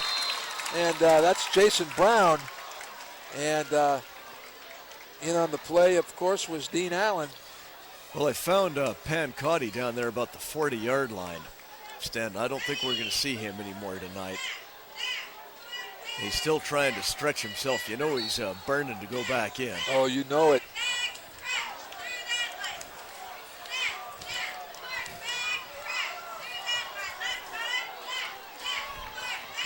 All right, this time we got 3 wide to the right, and we got 1 wide left. He's got a runner in the backfield. He's looking. Again, the 3-man rush. Oh, Slocum almost got a hold of that ball. Jason Brown somehow keeps his feet and pulls his way past Vasquez, holds on for the tackle. Inside the 20-yard line for another first down for the Jackrabbits. Vasquez got some help from Jaron Stroud. Give Brown credit, man. He really made a nice run after he caught that pass. This, look at him right there keeping his feet. Came to the outside, cut back across the drain on the inside again. And Vasquez manages to hold on to him and get some help from Stroud. And that's another first down for the Jackrabbits. Once again, they line up with that same 3 wide left, and this time looks almost like a broken play. Look like he was going to try to. The ball is almost intercepted again. Terrell Oliver again. He was going one way and tried to get the ball going back the other way. Good try. Watch Scott. Look at this pass, Fred. Watch the pass. Look at him. Excellent pass. And, Oliver. That was a catchable ball there, Chris. Jackson, that was DeSean Jackson in the end zone goes, whew, man, I thought that was gone. Yeah. Hey, 2nd and 10. That could have gone a long way, too. 2nd and 10. Ball on the 16. Scott rolling to his left, looking, throwing, out of bounds. Did he throw that away? I don't think he threw it away. I think we had talked about that a little bit earlier too, Chris, where it looked like the ball may have got away from just a little bit. Threw a little bit too high. Luke Scott, number 83, was the intended receiver. We got 6 minutes and 2 seconds to go. Hey, I'm going to take a quick break here and invite the fans to watch the Good Sports Show on Tuesday night at 11 on Channel 43. This week we're airing a tape we made 9 years ago. And it was all about getting Grizzly Stadium built. Dang, all right. It was taken here in Fresno and back in Buffalo. We got the Beach Boys and Huey Lewis in the news. 3rd and 10. Was he out of bounds? He's going to be short of the first down by, well, it's going to be real close. Boy, let's look at this ball right here. Look at this. He was close to being out of bounds. No, he's in bounds, definitely. Excuse me. Okay. Well, I was wrong. They look like they got a favorable spot on that, Chris. Can we see this again on the replay? It's going to be a 4th down. And let's see. The ball was about on the... See where he stepped out of bounds. Okay. Step. Okay, right there. Yeah. Okay. Okay. He got a favorable spot there. Well, it's still a 4th down, though. And let's see what happens. And the crowd is really up. Everybody in the ballpark on their feet. And here it is. 4th down. Scott has 3 wide left. He looks. He throws. Incomplete. Incomplete. We're going the other way. How about that Timberwolf defense? How about that? Fred, that was a huge play with 5 minutes and 54 seconds remaining, and the ball is behind the intended receiver, Jackson. And look at the defense. Look at all the receivers are covered. Yep. They've got 48 different receivers, and they were all covered that time. Well, the Timberwolf defensive secondary, they've got a real have had a real workout tonight, Chris. Yes, they have. And they've had to blanket these skilled and tall receivers. That's the first time they put a stop to them this half. First down at the 7-yard line. Westy Quill. Pitch to Slocum. He's seen that many, many times tonight. Boy, he got hit too. And every time Westy Quill pitches that ball, he's taking some hits back there. Yes, he is. He took one that time from a number 6. That was Lorenzo Bersi. Well, being a quarterback in this double wing offense, the quarterback is going to get hit virtually every time he touches the ball. You know, you see Tracy Slocum walking around back there, Fred, and you know his legs are hurting him. Yeah, he's far less than 100% at this point. Well, they fought their way hard for that 2.5 yards. It's going to be a second down. Well, I better call it 2, second down and 8. And they line up in their double wing. And here's Westy Will, same play to Slocum. This time Slocum tries to get around the end and doesn't get much success at all. I think maybe a yard or a half a yard. Maybe more than that, maybe a yard or 2. Yeah, they gave him a little bit on his forward progress, and he earned every inch of that. He did. And Timberwolf fans cheering on their team. It's third down, and I'll call it 6 yards to go here. The ball at the 12-yard line. T-Wolves really need a first down here, Chris. Take a little bit more time off the clock. They don't want to give up the ball inside of their own 20 like this. Absolutely. They're deep. Will overlooks the defense. He's got Slocum in motion. He's tucks it under. Look at the pass. Throws. No interference on that play, I guess. Boy, I'll tell you, it looked like he got bumped. The pass was intended for number 82, Zach Milano. Boy, Milano really stretched out. He just couldn't Let's quite watch bring it. See it if he down. gets bumped here. Look how Gwill tucked the ball under. And, it looked like he had been bumped on the way to the ball by, I think that's Jackson back there. DeSean Jackson. And, boy, now this is really a threat. You got DeSean Jackson going back. As explosive a runner as he is, in punt formation, he's going back to receive the punt. Will be punting. Timeout called by Long Beach Poly with 4 minutes and 6 seconds left in this 21-21 tie. Yeah, we'll take a break and come back with the exciting climax. So with 4 minutes and 6 seconds to go, we'll be back at LaMonica Stadium. Tie score.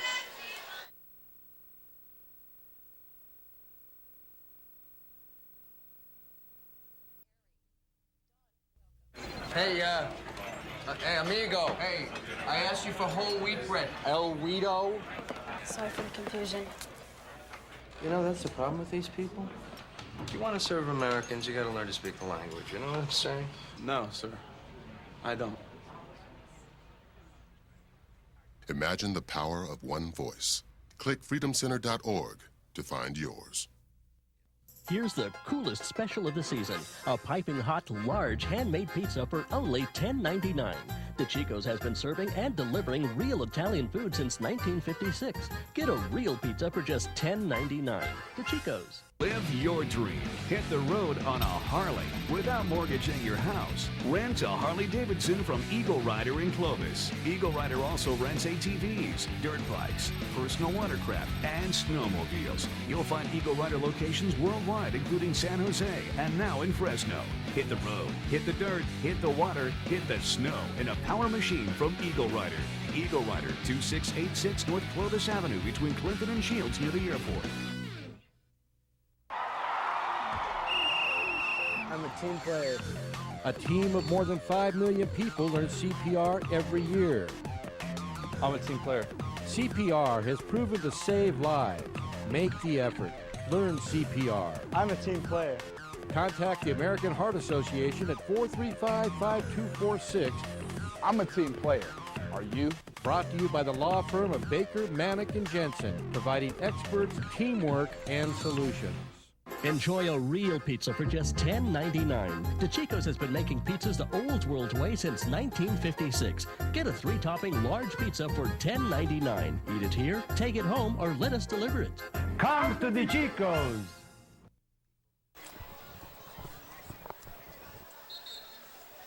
Hi, everybody. Welcome back to LaMonica Stadium. That was Coach Tim Murphy talking to his troops. Clovis East has got to punt the ball away. And look at the flag up there, Chris. The wind has died down considerably. Right. And Gwill stands in his own end zone, Fred.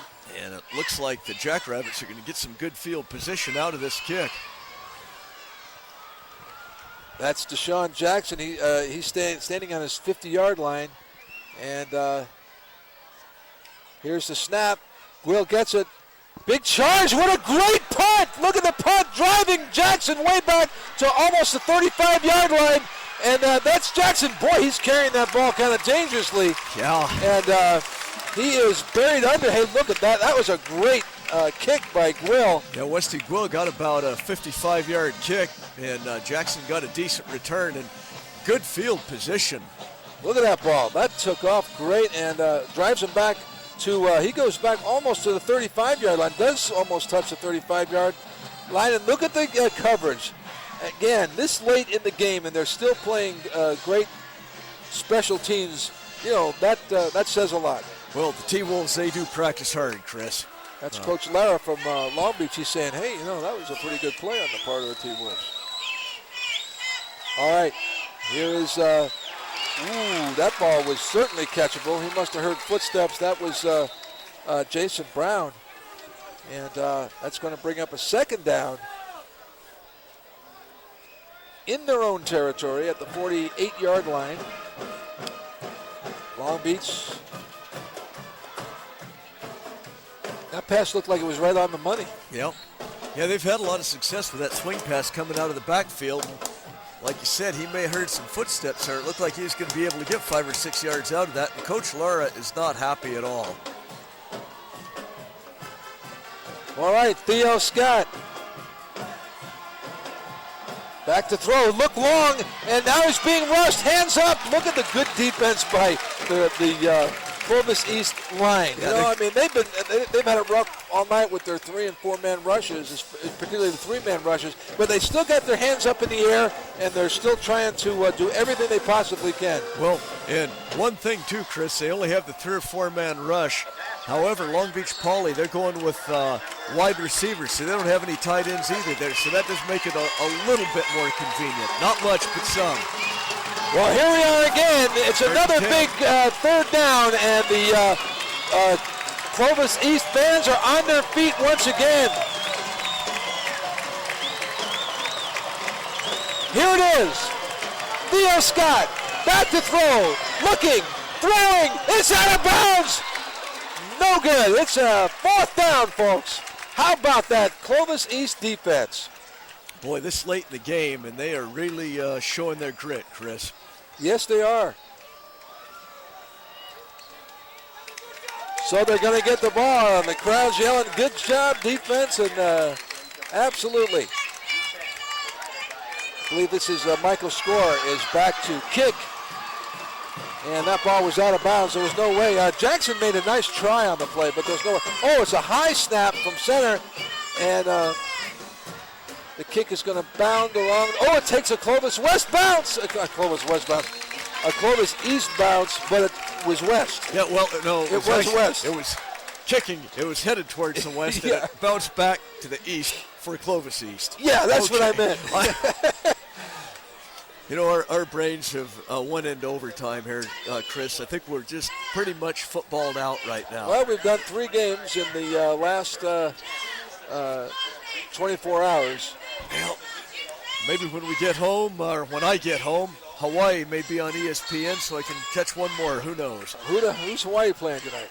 Rice. Well, all right. Westy Gwill, 1st and 10. The handoff is to Slocum. Slocum trying the end, and is nice tackle in there by Gary Doxey. And trying to lead the way in the blocking was Chris Johnson for the T-Wolves. Slocum picked up about 3 yards. It's going to be 2nd down and 7. It appears that Long Beach Poly, they're really jamming the middle up. They're getting real low and forcing Clovis East to go outside where they can, Poly can counter it with their speed a little bit. They're getting real low right in the middle around the center.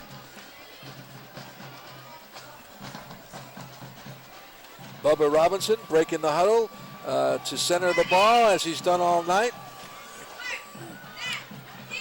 Westy Quill looking over the defense. This time the handoff is to Slocum. Slocum working and dodging him, will not go down. He will not go down until he gets that first down. We've got another penalty on the field here. There's a flag going up and a flag coming down. Great run by Slocum. Let's see what the call is.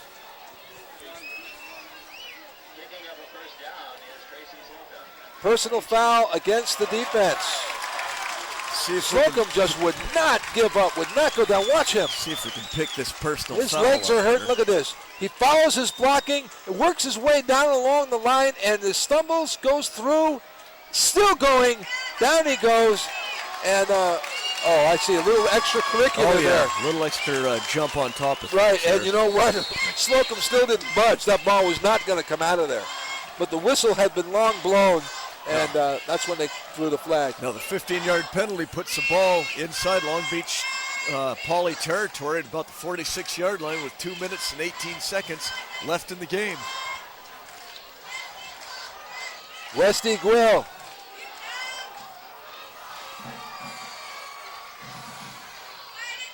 Handoff is to Slocum. He's working his way up to about a 2-yard gain, and he's sent back.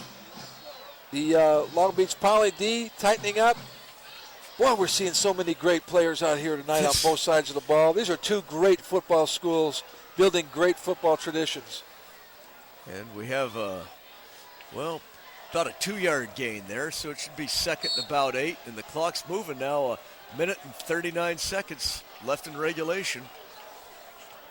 And this could be a bit of a concern here for Clovis East. The passing game isn't a heck of a lot. Two passes attempted tonight, 1 complete. So see what we've got. And I think the Timberwolves are out of timeouts, Chris. Another first down or 2 would be just what the doctor ordered, and maybe get within range for Westy Quill to. He calls what could be his last time out. That's definitely their last time out. But he might be just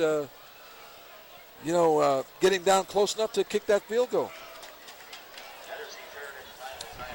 You know, I wanted to tell the folks, too, about the California Driving School, Fred, as we got this break right here. We want to thank Peter and thank Dee.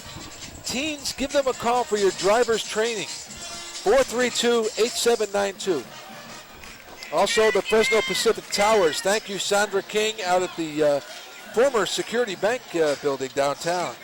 Wow, they have plush office space for rent and a huge ballroom for receptions. You're a ballroom dancer, aren't you? Huh? What? I thought you and Gloria go ballroom dancing all the time. No. All right, well, I'll tell you what you do then. Go over to Chipotle. That's over at Palm. I want to invite everybody listening to this, students listening to this. If you go over to Chipotle in Big Garden Village, just tell them you saw the game on Channel 32. They'll give you a free drink with your burrito. Well, we don't ballroom dance, but we do eat burritos. All right. Okay. Big Garden Village, Chipotle. 2nd and 8 at the 44-yard line. Quill, Slocum, left side, 2 yards. 3rd and 6. The clock is moving. We're down to under a minute left now. Huge play coming up right here, Fred. 3rd and 6.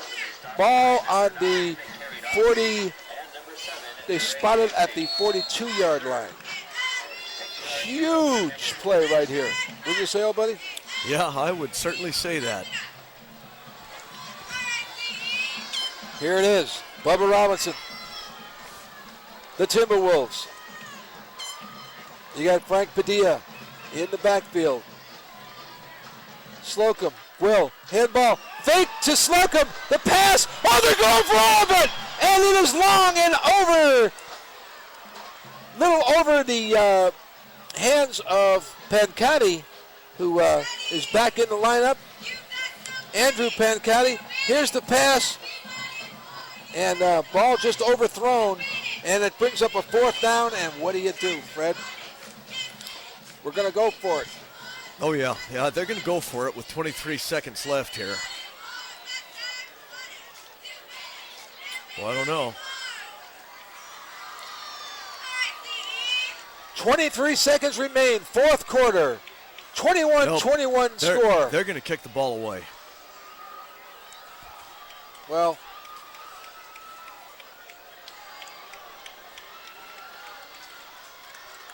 remains to be seen. Yeah, they don't. Pauly does not have anybody deep. Oh, they're trying to draw off the defense, and here he is going to kick it. Ball is up. He's going to kick it to the far side. Takes a Clovis East bounce, and they're letting it roll. And ball is down inside the 15, almost to the 10-yard line. 12 seconds left. 12 seconds left. That's going to give Pauly. They've got 88 yards to go. 89 yards to go. What an incredible game.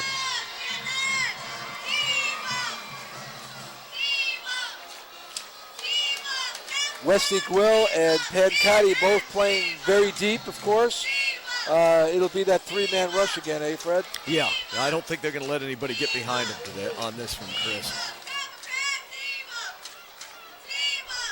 Tracy Slocum back in the lineup for East, for Robert Montano.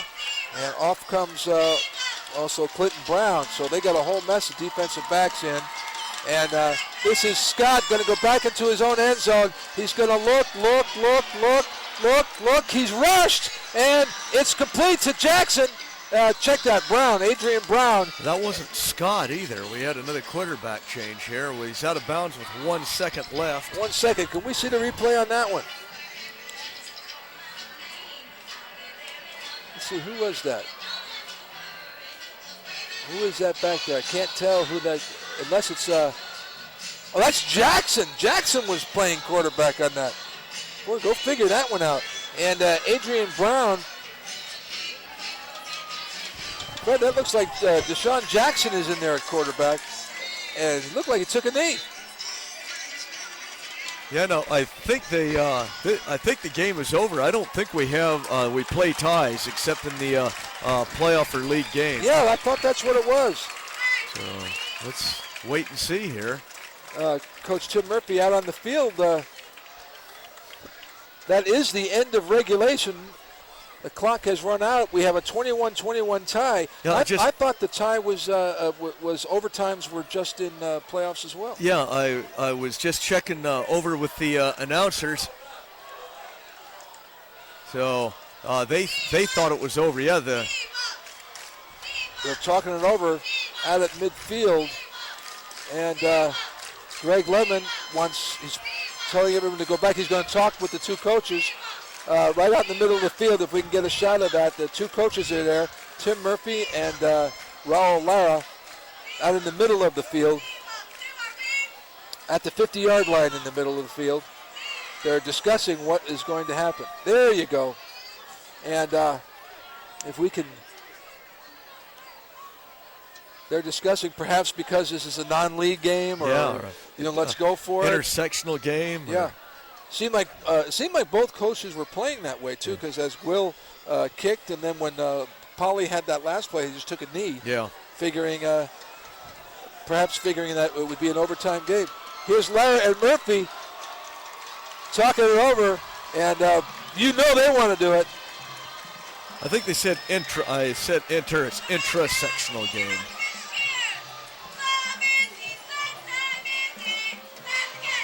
Yeah. That's Greg Lemon, the referee in the white hat. He's, I don't know, what's he doing? Is he kind of leaving it up to them? No, what do you think, fellas? What do you think we ought to do? No, I don't think the official can leave it up to the coaches. I think there's got to be something that I don't know what we're going to do here. There's Coach Tim Murphy, and there's Jeff Eben out on the field. principal of Clovis East High School. And Tosh Nita, the athletic director. Tosh has done a great job over at Clovis East. Being AD of a new program is not an easy thing to do. Being an AD at any school is not an easy thing to do. And to think that they, it's not just the football team. The football team in 3 years they go out and win a Valley Championship, which is really incredible. But their whole program, when you look through the football program as an example, or the yearbook, all the things that they do, all the clubs that they encourage, and sports, and it's a happy place to be. And looks like we have the principals of both schools out here now too. Principals, we'll be bringing out congressmen, senators. We're going to talk this one out. I think everyone here tonight is going to get an opportunity to voice what their opinion should be about as far as what we're going to do here. Darren Ataman is, he says, let's play another. And in the meantime, Fred, I'll tell you what. I got a couple of root beer barrels here. Here's one for you. Hey, all dude, right. Way to go. One for Darren. I'll have one myself. We'll take a short break, hear from a couple of our great sponsors. And, folks, we'll come back and tell you exactly what's going to happen. The score is, for sure, right now, it's 21-21. And the fans are all yelling, we want more, we want more. On both sides, look at this. Take a look at the other side as well as our side. When I say our side, I mean the press box side, of course. Everybody's going, we want more. Play another one. Play one more. And the way they're out there discussing it right now, they got a decision right now. What's it going to be? They're done, I think. I think Randy Wright was just signaling yes. Yeah, we're going to play another one. Yeah, let's go. Oh, this is great. This is great. All right, we'll take a break and come back with an overtime period right after this. Don't go away.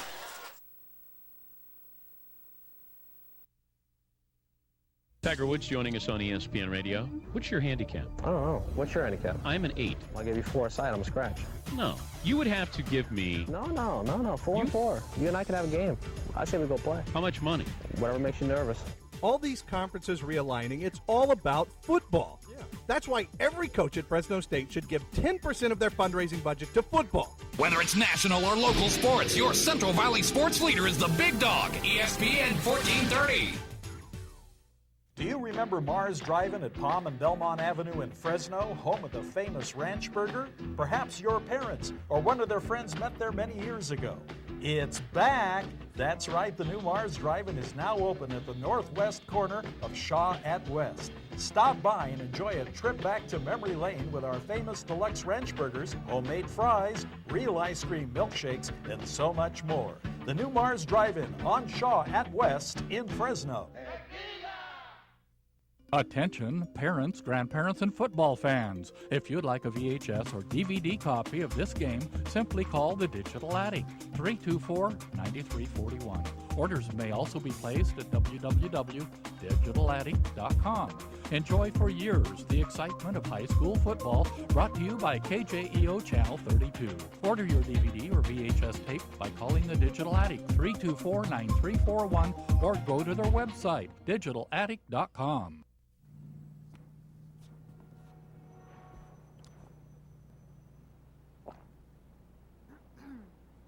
You did great on that test, son. I'm real proud of you.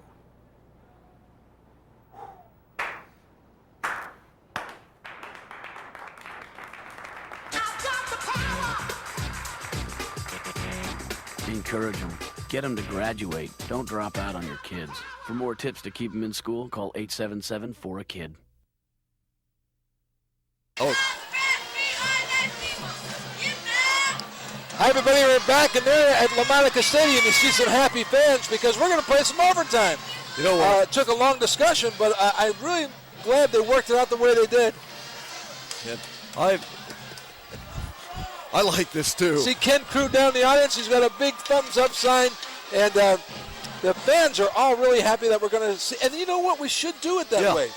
You know, I would like NFL style. I like where the ball's kicked off. I really don't like the concept they do in college and what we do here, where here the teams will go from the 10-yard line instead of the 25 like they do in college. But I like it in the NFL where one team kicks off. People say, well, maybe that's not fair for the defensive team because they may not get a chance for the ball. But you do have a chance. Your defense should be able to stop them if you deserve to win the game. Well, I respect your position, but I like it the other way.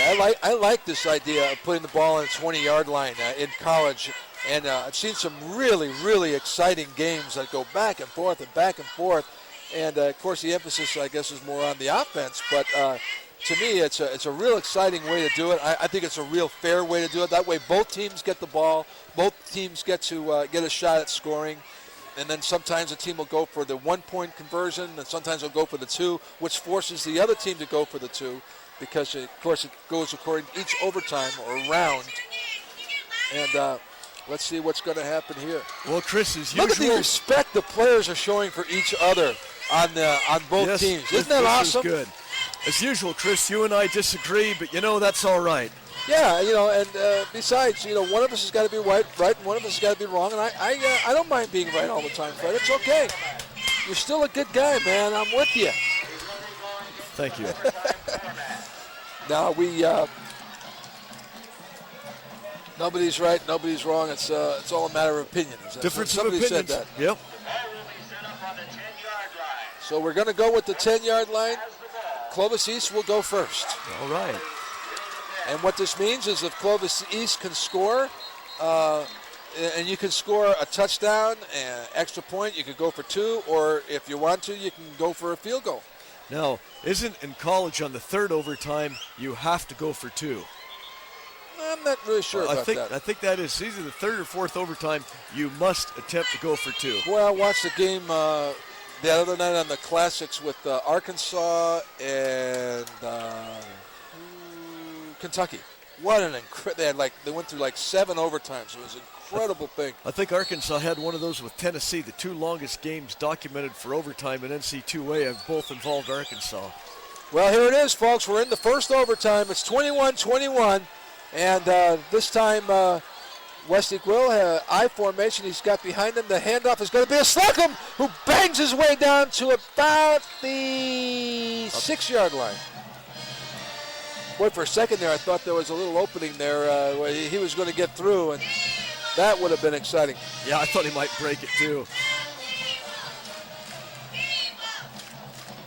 Well, second down and goal at the 7-yard line. And the clock is no longer a concern. No, it's not. The clock will stay at 0-0-0 until this thing is finished. Wesley Quill, Slocum in the one wing. Padilla, hand off to Slocum. He gets a block from Quill and moves it on down over the 5-yard line down to about the 4. Yep, and it's going to be a long 4 on 3rd down here. 3rd and 4, and Quill comes over to the sideline for a little discussion with Coach Tim Murphy. And they come up with the play, and Westy marches back on. Great game for him tonight. I'm sure his mom, Debbie, is real happy with what's going on here. We saw her tonight. She's a very positive gal, and as are so many of the fans and parents and friends of the Timberwolves. Here's Slocum in motion. Oh, there's that timeout. See, I guess they're trying to they're trying to get him to jump off again. So Clovis East takes their timeout, and Chris, as you and I are standing, we see down below us a lot of people have got their home video cameras going down right now. A lot of jackets out here tonight too. People were out here with t-shirts and shorts last night, and they got their jackets on tonight. Well, if you're watching this on Saturday or Sunday or Monday, folks, on Channel 32, don't forget to tell any friends or family or people who would be interested, coast to coast, actually around the world, that all they have to do is log on to www.kjeotv.com And you can watch this game in its entirety, Fred Clark.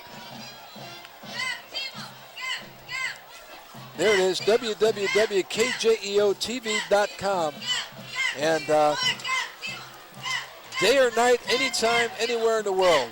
All right, 3rd and goal for Westy Gwill and company.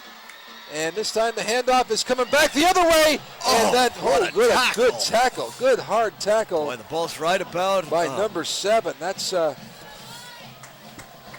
the ball's about at the 1 yard line. Are they going to go for a field goal, or are they going to go for it here? I think they're going to go for it as well. I think they should go for it. That was Jeray Casey in on that hard hit.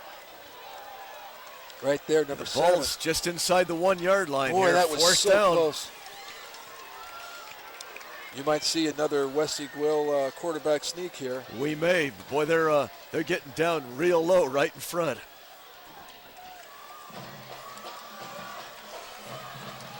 All right, everybody on their feet. This is it. 4th down. Knocking at the front door. It's Gwill. I don't know if he got in or not. Oh, he got a touchdown!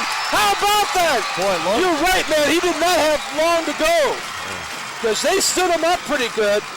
Boy, the Long Beach sidelines is very unhappy about that call. We'll see this again down here. There was absolutely no doubt in the referee's mind, though. Watch his hands go right up if we have him in our picture. Yeah, Westy, he breaks the plane and gets pushed back. And the referee over from the right side comes running in, but he had his hands up right from the get-go as soon as you saw him break the plane. So they're going to go for the 1 point extra point. This has been an adventure tonight for the T-Wolves. So Torres, it's up, it's good! And Clovis West, for the first time tonight, takes the lead 28-21. Oh, yeah!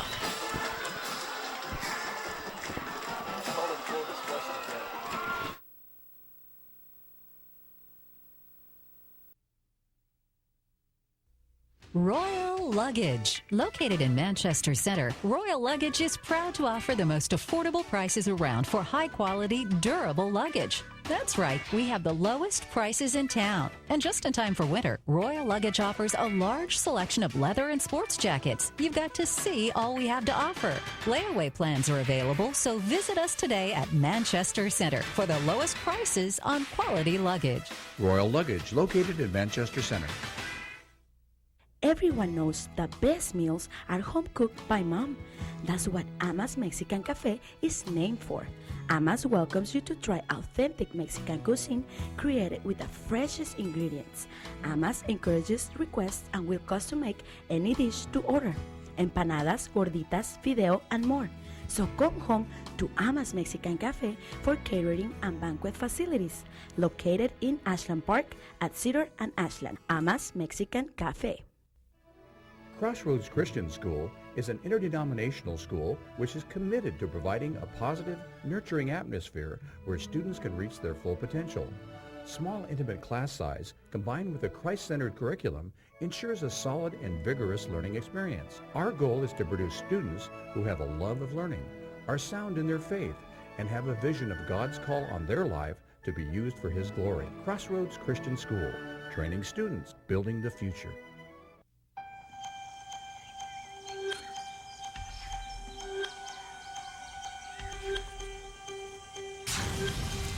Sun exposure starting in childhood is a major cause of skin cancer.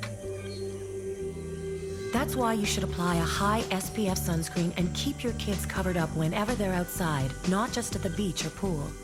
Protect your children from the sun. They'll thank you for it someday.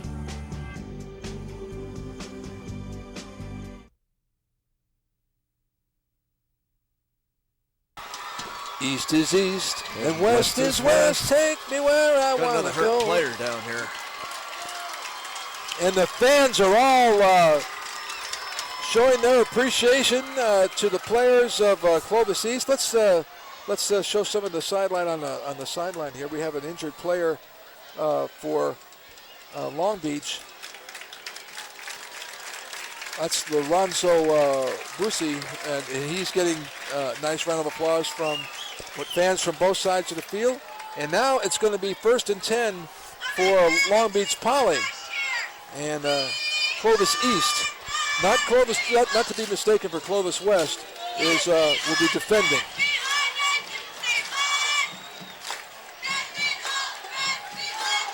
And we've got another quarterback change. We have Cruz Parsons back in at quarterback. How about that?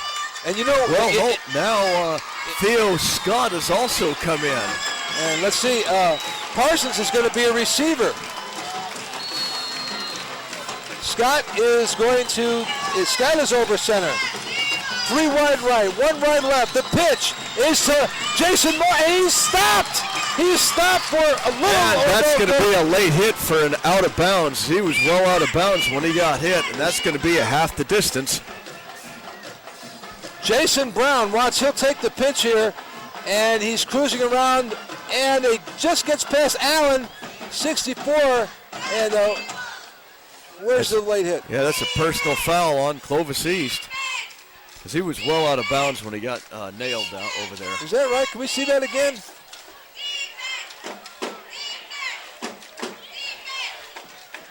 Personal foul, defense.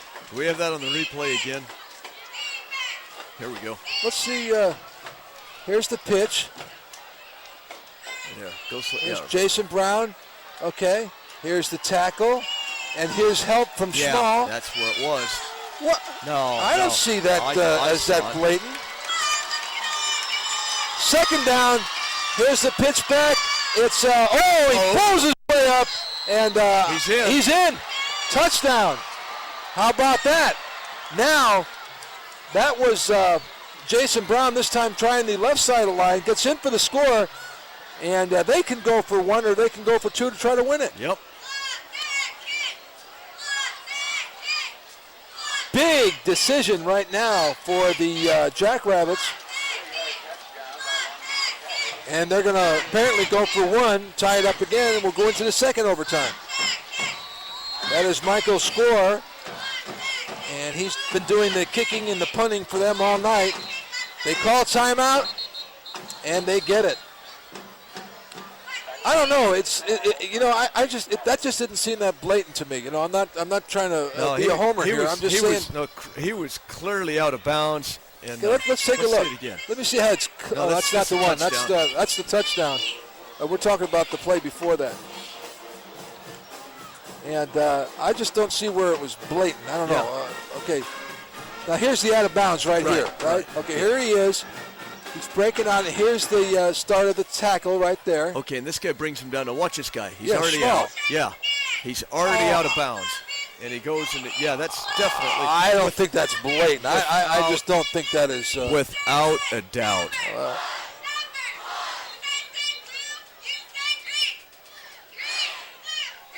But there, again, we have the difference of opinion again. The fact is it's 28-27 with the extra point attempt coming up. And they are apparently going to go for the 1 point. And is Michael Score coming onto the field, or are they going to go for 2? They're going to go for 2, and I love it. For the 2. And I love it. This is great. Smokes. This is great. The game is going to end on this play. 2 wide right, 1 wide left. This is it. The whole crowd on his feet. Everybody screaming. Scott back, looking. He's being rushed. He throws. It's complete. And Long Beach Poly won the game. Wins it 29-28. What a play. As he did all night long. Scott waited, saw his man, hit him. And they are going crazy, and you cannot blame them. No, but let's hope that this is going to be something that lasts a long time between these two schools. Both teams played great. It's like they say, the old cliche about, there's no loser in this game. That's for sure. That is a great, great football game. How about that? The Long Beach side going crazy, and the Clovis East side, a lot of respect. Look at the respect that is shown for both teams here. This is great. Yeah, Long Beach is just exuberant, and who can blame them? And, when you go for it like that, they could have taken the path of least resistance, went for the safe 1 point PAT with a good kicker. Hey, they went for it. They were going to win and lose on this play. They rolled the dice. and it came up for him. Look at the respect. Yes. Lots of respect from the Clovis East to Long Beach and vice versa. These guys are going to remember this game for the rest of their lives. This is a great high school football game. 29-28 in 2 overtimes. I'm telling Correction, 1 overtime. I'm telling you, Chris, boy, these Clovis East has given us some of the best games that we've seen, haven't they? Absolutely, wow. Absolutely. And to see them play a team like this, last year it was a 17-13 score where Clovis East went down there and defeated Long Beach Poly, and this year they come up to the Clovis East field and home field and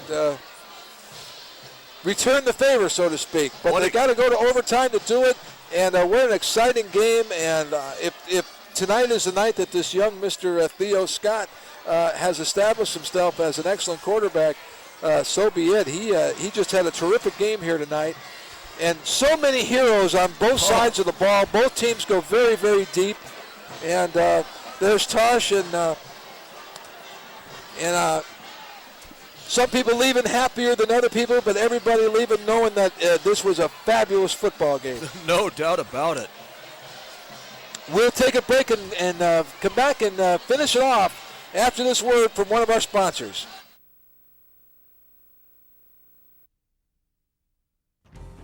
My mom works with an awesome boss. With BossValleyComputer.net has become one of the best computer stores in the area. My dad works for a great boss. He helped make Pacific ISP the best internet source in the valley. BOSS stands for Business Operations Service Solutions, and they can give your business the winning edge too. The BOSS is a free program that helps your business be a success by solving all your operation needs. Call the BOSS at 334-BOSS. That's 334-2677. Go BOSS! Imagine that day at the coast, the sound of the surf, the feel of the salt air on your skin, the seagulls flying over the harbor, and the fishing boats gently rocking against the dock. Imagine dining on a delicious meal of the freshest fish and savory chowders. Now, imagine that coastal experience right here in Fresno. Tower Bay Fish Company. Fresh fish in the heart of the Tower District. Alltech Automotive is not just another shop in town. Hi, I'm Nick Ferry of Alltech Automotive. I was raised in the Fresno-Clovis area, and I am dedicated to serving the people of our community. Alltech is a well-equipped automotive shop with a friendly and highly trained professional staff. Our goal is to develop a partnership with our customers to keep their vehicles safe and dependable. Trusting a repair facility is no small matter. We do everything we can to build and earn that trust every day at Alltech Automotive. We are the one-stop service shop for all your vehicle's needs. I'm your typical teenager, always on the run, going to class and practice, keeping up with it all. I'm your typical teenager, trying to do what's right, trying to get along with my parents. I'm a typical teenager, right? So why do I feel so bad? Do you feel like you just can't handle it all? You're not alone. Call the Girls in Boys Town National Hotline at 1-800-448-3000. We'll listen and we can help.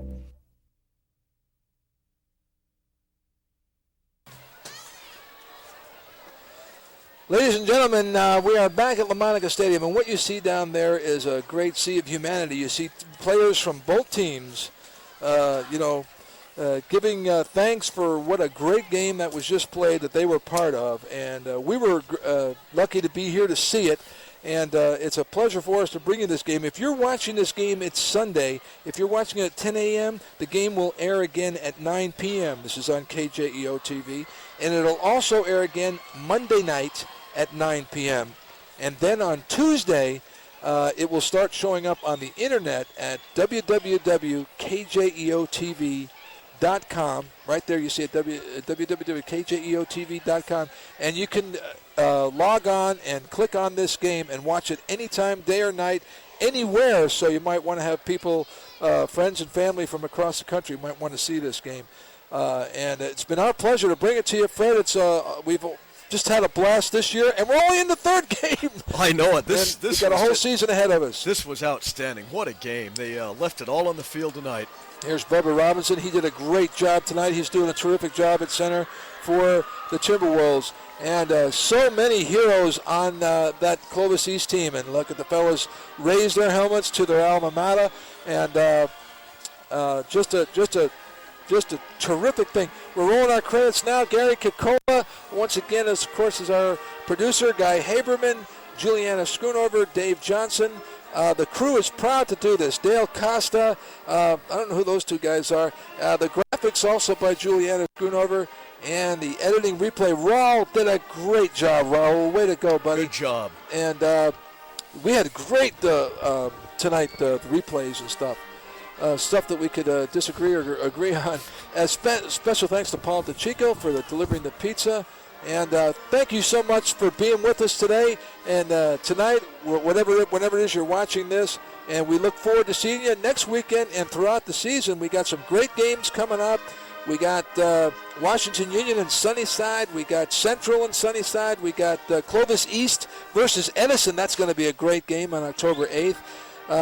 Madera, Buchanan, Bullard, Edison, or Sanger Bullard. We got some Grizzly Stadium games coming up. San Joaquin Memorial, Roosevelt, and then Clovis and Clovis West. It's going to be a great year of football, Fred, and we're looking forward to being with you, folks. Thanks so much for being with us tonight. Once again, the final score from LaMonica Stadium in Clovis: Long Beach Poly 29, Clovis East 28. Thanks for being with us, everybody. See you next time.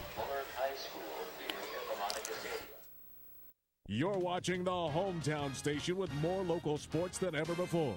Channel 32, KJEO Fresno, a Coca-Cola Broadcasting Company station.